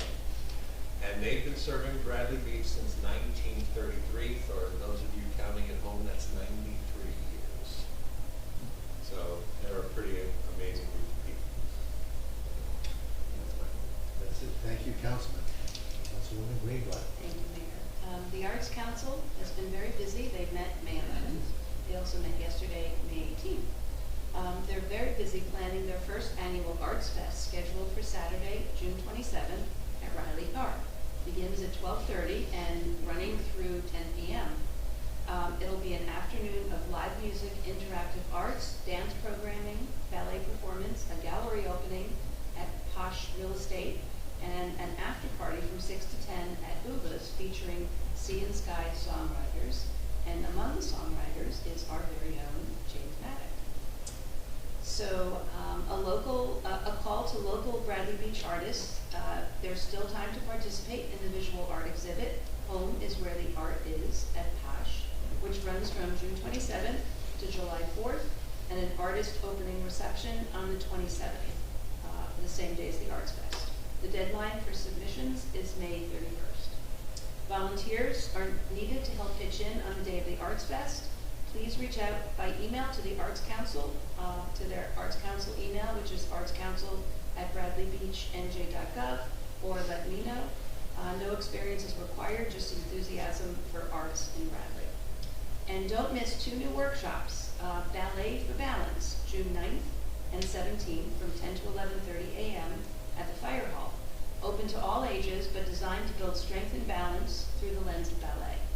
So thanks to resident Lainey DeFranco, who will be teaching these workshops. And you can see the Arts Council website to register. And the Arts Council will next meet on Monday, June 1st at 10:30 a.m. The Rec Committee, always a lot of activities at Rec. Rec met last week, May 11th. Hopefully you've seen the full spread of photos in the CoStar from Recreation's first ever Mother's Day flag football, which was held May 8th. Fun was had by kids and moms alike.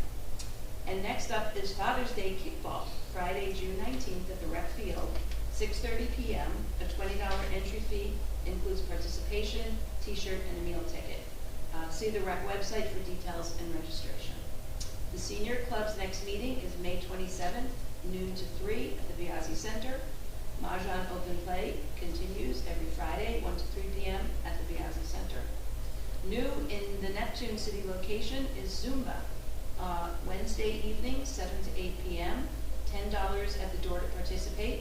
As with all shared service programs, this is open to all Bradley Beach residents. Spring Bocce Leagues begins the first week in June, 6:30 p.m. with groups on Tuesdays, Wednesdays, and Thursdays. Summer Camp for 2026 is bigger and better than ever with a robust enrollment. Courtney has managed to accommodate everyone on the wait list and a program that will run at full capacity. The first day of camp is June 29th. And we recently mentioned the Camp Throwback Weekend, so I won't repeat myself. And also there are still a few spots for Marine Science Camp, which runs July 27th to the 31st, Monday through Friday, 9 a.m. to 2 p.m. for ages 5 to 14, and it's at Memorial Park in Neptune City. So come visit the rec center. The playground is filled with children of all ages. The courts are busy, and the field is being utilized by baseball and soccer enthusiasts. The rec committee's next meeting is Monday, June 8th, 6:30 p.m. at the rec center. And then my final liaison committee is the Fletcher Lake Commission. They held their last meeting on May 14th. Flowers have been planted by the commission member Sal Galicetti along the Bradley Beach side of Fletcher Lake. A Fletcher Lake spring cleanup event is scheduled for Saturday, June 6th, 10 a.m. to noon. Please join them. Light refreshments will be served. Commission member Bill Grafton has been speaking with Fish and Wildlife to stock Fletcher Lake. First, however, CLONET needs to determine if the oxygen levels are sufficient to support marine life. The Commission is looking forward to bringing life back into the lake and support summer fishing. And a reminder that a fishing license is required for all fishing, whether freshwater or in the ocean. One single set of lights are being installed on the westerly aerator in the lake. At the end of the season, they will assess any impact on the lake's biosphere. The bridge rails are about to get a refreshed coat of paint by the DPW and post lights replaced once the painting is done. The Commission will next meet on Thursday, June 11th, here in this council chamber. And I'd also just like to announce that thanks to the mayor and support by the borough is dedicating Bradley Beach's first ever sand toy library box located at the Lorraine Avenue Beach entrance. And the dedication will take place this Friday at 11 a.m. It's a community partnership of resident volunteers who help build the box, design the sign, and steward its maintenance throughout the summer. So please feel free to drop your no longer used sand toys in the box for all to enjoy. And that's my report. Thank you, Councilwoman. Let's see, I've got a couple of quick ones. One, as I referenced earlier, different folks contributing in all aspects of helping our borough succeed and thrive. I just want to give a little call out to our relatively new CFO, Mitch Syme. Without naming vendors or whatever, but Mr. Syme came to me the other day and said, Mayor, I got a questionable invoice here, want to ask you about it. And sure enough, he flagged something that was an inappropriately billed invoice to us.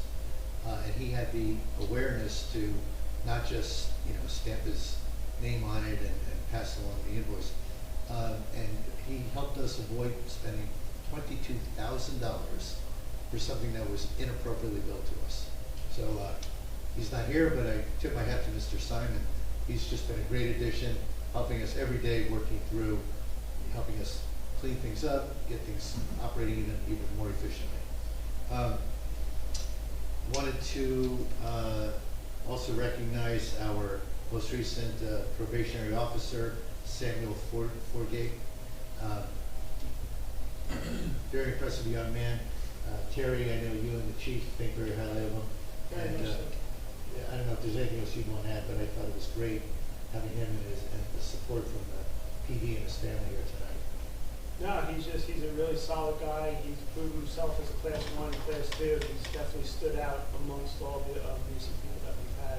So he was a great choice. We're lucky. We thank you guys for helping us secure him, because it's a competitive field out there right now. And anytime we get somebody good, the other towns really start trying to poach him. And we don't hold fault, because as a small town, it's tough for us to hire until there's a retirement or an anticipated retirement, which, can be years apart. And to his credit, he had a couple offers, even at his young age and, limited experience, that were really trying to pull him as a full-time officer, and he turned it down because he wanted to work here.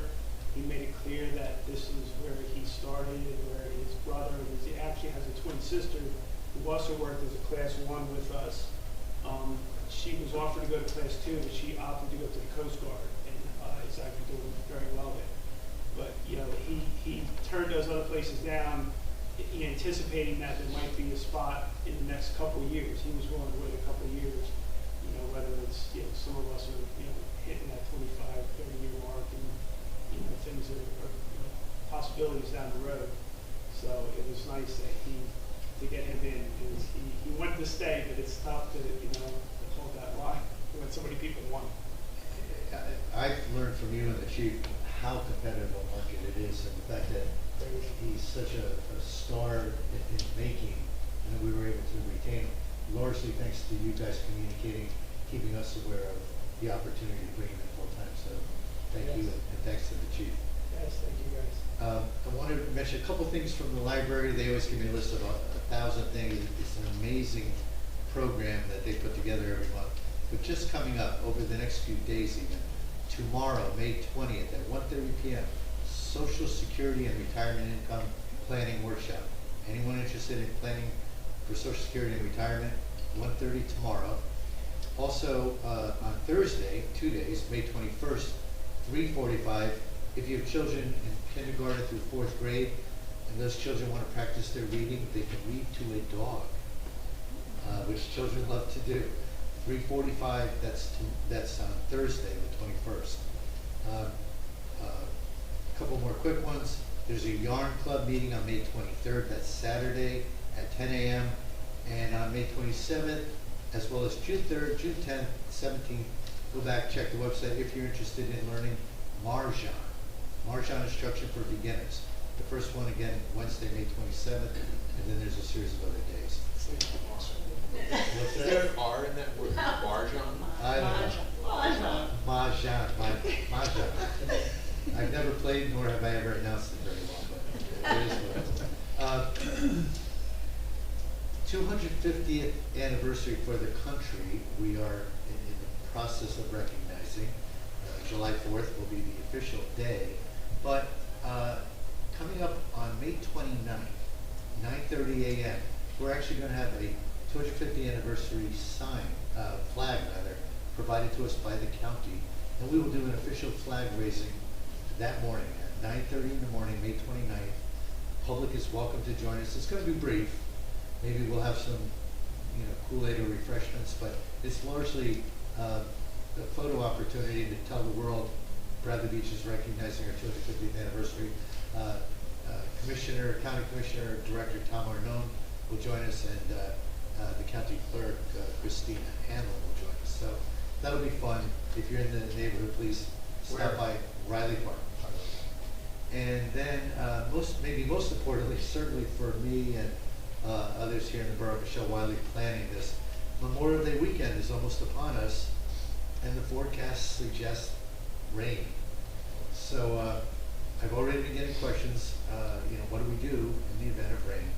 The parade on Saturday is also accompanied by vendors on the beach, Saturday and Sunday. It's very likely that gets washed out. We cannot reschedule, we can't get a rain date. All the participants in the parade have other plans. All the vendors have other dates and assignments to work elsewhere. So there's if rain is bad, if it's light drizzle or just cloudy skies, we hope to be able to proceed and have some festivities. But Saturday is certainly a risk, so keep an eye on the weather, but there is no rain date. And then on Monday, the actual Memorial Day ceremony that we hold at Riley Park, where we recognize Bradley Beach's 20 fallen heroes, that is also, threatened by the rain, but we will have, we've secured the firehouse to have an indoor ceremony. We won't have the releasing of doves, and we won't have a lot of the ceremony around that as we go to the police and the fire monuments if we're indoors. But we will have a gathering. Anyone who's interested in attending, just again track the weather. We'll make sure that there's an announcement that we might have to move indoors to the firehouse. That concludes my announcements and my comments, and now I'd like to move to item 14 on our agenda, public comments or questions. Yes, sir, Mr. Kern. Greg Fehrenbach, 408 Bradley Boulevard. First, I would like to express my appreciation for ordinance 2026-30 that you introduced this evening. I think that is a valuable and important thing to do for the community. Secondly, I'd like to commend the mayor and the council on taking a conservative approach to the funds that were generated from the sale of the church that come out as municipal assets, and dedicating them to the defeasance of debt service and the payment for capital purposes over the next several years. I want to be able to correct some statements that were made at the last governing body meeting. What was stated erroneously was that the reason for the need for $350,000 was that, quote, the previous borough's administration did not set aside sufficient funds for the cost of the UFCW settlement. As a longtime member of this tax-paying community, and as one who was intimately involved in the 2024 negotiations, I would like to understand and make the governing body aware of what they may not be aware of the extremely high cost of the UFCW settlement and the reasons why those costs were not included in the 2025 budget. See, in both the 2023 and the 2024 budgets, we reserved sufficient funds to be able to cover a reasonable increase for the UFCW contract based on guidelines from the state of New Jersey and based on regional settlements that have taken place. A total of around $200,000 was set aside from 2023 and the 2024 budgets and were encumbered for the purposes of making those payments.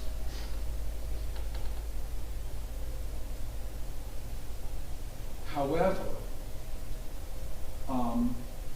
the offer that was made within the state of New Jersey guidelines and the market rate was not what was paid out. The contract that was negotiated cost the borough almost 3 times, yes, 3 times what was previously offered by the borough to the union and was reserved in those budgets as stated before. The contract was settled and retroactive salaries were paid before the 2025 budget was introduced and before it was adopted. The governing body had more than sufficient time to have included any additional monies that may have been needed in the 2025 budget. Why is it necessary to blame others for the costs that were incurred under this settlement? And why did the administration and the governing body not fund these excessive costs when all obviously knew what those costs were before the budget was introduced or adopted? The contract was signed on the 9th of April, 2025. The governing body approved it on or about the 15th of April, 2025. The budget wasn't adopted until May. It would have been within your capability to have included any of what those costs were in the 2025 budget. Retroactive salary calculations were completed by April 15th. I'm assuming that's 5 minutes. It is. Thank you for your time. Thank you. Thank you. I have answers to all of those questions. I'm not going to get into a debate now. Mr. Fairbach, you and I actually sat down in my office when I was over there, and I took you through pretty extensive detail of why the earlier numbers that were set aside encumbered. You referenced 200,000. It was almost 300. It was the prior administration encumbered close to 280,000 was what was shared with me as new mayor. That was still half of, you're right, you were saying 3 times, but it was roughly double what was encumbered that we actually had to pay. And I took you through PowerPoint slides showing that the average increase over that 4-year midpoint to midpoint span of the contracts was 3.5%. So what we're not going to debate now, you had your comments, I'll just make my comments, and I welcome the opportunity to talk with you later, is that your comment that the original offers were somehow reasonable. I think your exact wording was reasonably, it was a reasonable increase. You didn't settle a contract for almost 2.5 years, sir. I don't know how reasonable that is. At the end of the day, on an average increase of 3.5% over 4 years, midpoint to midpoint, that by most standards is reasonable. However, it did require an extra $300,000, give or take, relative to what was encumbered. So I'll gladly walk you through those. You and I could go on for a long time tonight. I think we're both better served if we don't do that. I just felt it was necessary for me to at least provide a quick response to your assertions. So be more than happy to meet with you. If anything comes out of that conversation that tells me I'm somehow mistaken, I will gladly address that publicly admit that I'm wrong.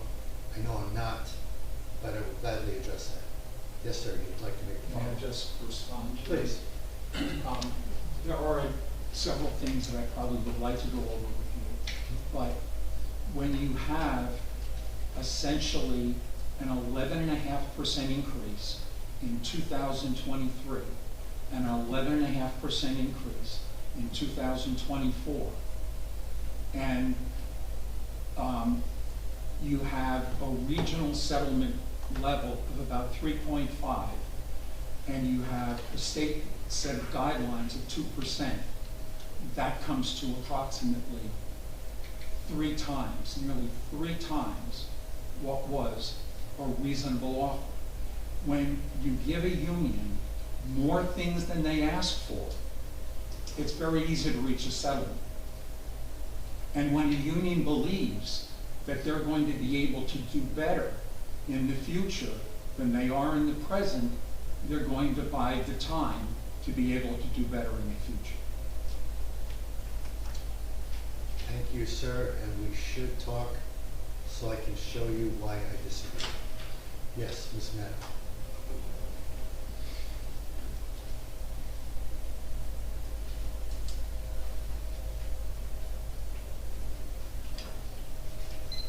I don't like it more than 5 minutes. Nancy Meadow, Ocean Park condominiums. I'm just gonna say this right out. Thank you for settling that contract. Most of you were here. You did a lot of it, maybe most of it. My biggest regret is for the employees we lost because they had no contract for so long. Mr. Mayor, you took my thunder away, but I'm pleased to learn that there is a Memorial Day ceremony, because when I might look to find out about it, I only heard about a parade of vendors. So that points to me the dysfunction of our website, and I am, as I've said many times before, the doctor confirmed it, I have no patience. It has gone from bad to worse. And what would I'm told to be patient. What would I think be most helpful would be if I could have a time frame. Because how long do I wait? Now I did see parade signs down at the rec center. I don't know how any of that's related, but let's drop that signage. And Councilwoman Greenblatt, you might want to check on your information regarding the senior meeting, as I received a phone call from the president, and I was told that it's the 20th. And I think I heard you say the 27th. Again, with the website, 2 times in 2 days, I hit traffic complications that could have been put on the website. I didn't know McCabe was going to be closed, and I didn't know Ocean Park was going to have trucks going west on the east side. Again, a little heads up, we're so small.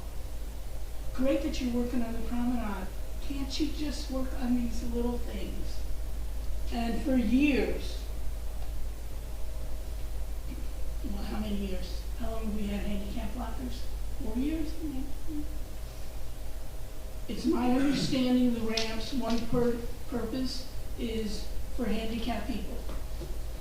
It is my and I mean motion-wise. It's my understanding one purpose of handicap lockers are for motion. It does not make sense to me to have my ramp on the north side of my steps and my locker on the south side of the steps. Not all ramps are in this. It's not one size fits all. And how many years do I have to say it? But we all know that I will repeat myself and make no apologies for it because I have no control. Regarding the digital presentation, thank you for acknowledging that there are some of us who prefer to pay cash. I'm not clear with that option if the gentleman was saying you still have to register on the app.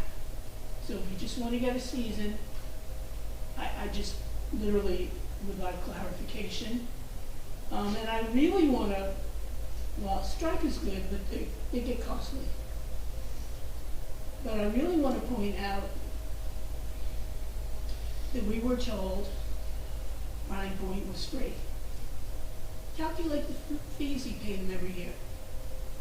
We were told community pass is free. Calculate, including the spill list, how much he paid him per year. And then on top of it, we were told community pass would not charge locker users. Talk to a locker user who used a credit card and see what they paid. So we could, in my head, be charging more for the locker, because we could take in that money ourselves. So you can do that with the beach badges. I understand the move to not have cash. We're pretty much halfway there.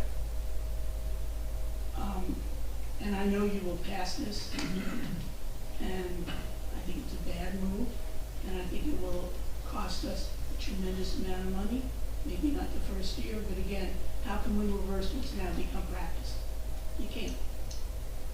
And you have a lot of angry people, and yet they have no choice. And you have people down, he's saying it's security, no. You can just give them the phone, once they're on the beach, they can go leave the beach and give it to their other person who comes down with the things, the QR code showing. So, again, I know you'll pass it, but I beg you to look at your past and consider it. Thank you. Thank you. Yes, sir, Mr. Kelly. Thomas J. Cohen, 612 3rd Avenue. Mr. Kowicki, I had a question about this new drainage system you're proposing for coming in from Neptune and in our westerly areas. You mentioned that they had the equipment to maintain it. Did they have a sewer jet vac for access to one? Is that the maintenance factor? It's a vacuum truck. And do we have a shared service on that, or do we own I it think we ourselves? have a vacuum truck. Okay, so they just put that on a regular maintenance schedule and. Right. Okay. Just like they do today with the catch basins. Right. Yeah, I find it very rich, the previous two speakers before me, who couldn't settle a contract in 2.5 years. And you know, he talks about reasonable increases, but he doesn't talk about the unreasonable offers that were made by him, also without any input from the council. That was done under the cover of darkness, in a back room, all the negotiations with no council inputs. So, you know, budgets were passed without input from the council at all, and you've done everything transparently. The increases that were given were much needed. These people didn't get bumps for 3 years almost. So I just find it amazing how things work here. You know, we never really could understand what took so long. I mean, negotiation is really simple when you have parties that want to do it. Clearly, the previous administration didn't want to settle it. And then to blame it and say, oh, they know it'll be easier to negotiate with the future, that is absurd. And I'm just horrified by those comments. But I did agree with one thing, that I agree with the way you handled the money from the church, because we could never get a confirmation from the previous administration that would be held for capital improvements. And the fact that it is a wonderful benefit to the people of Bradley Beach. Thank you, Mr. Thank you, Mr. Cohen. Other comments or questions in the room? Anything on Zoom? Any comments or questions? Okay, seeing none, we will close public comment and move to item 15 on the agenda, which is an executive session pursuant to NJSA 10:4-13. Specifically, we'll address Resolution 2026-155 in retiring into executive session to discuss Garrison versus Bradley Beach and Major et al. Versus Bradley Beach. Erica, do we have a time estimate? I put 30 minutes in there. So we estimate we'll be in closed session for 30 minutes. Okay, well, It's just an update. I can't participate where we had. I try to be safe, that's all. I'm Don't worry, covering that everybody. matters. Perhaps no more than 10 minutes. So anyone care to wait, we convene momentarily, but roughly 10 minutes. I'll make a Is there motion that we, Second. Ms. Noble? Yes. Ms. Greenblatt? Yes. Mr. Park? Yes. Mr. Nowicki? Mayor Gutierrez. yes, thank you.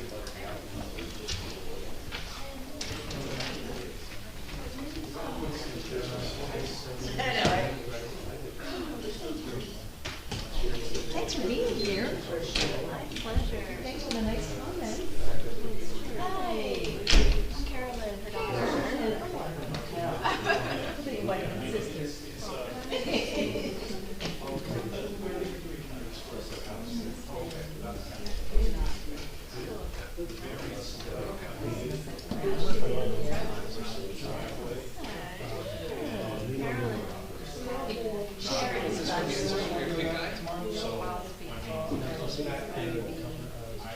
Something there. Wow, that's huge.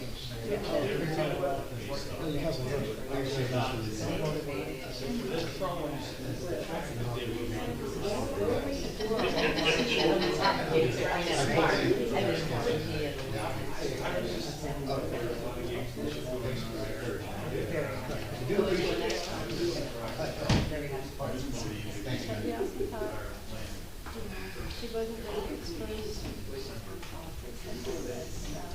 Oh, yeah. Here we are. She doesn't know.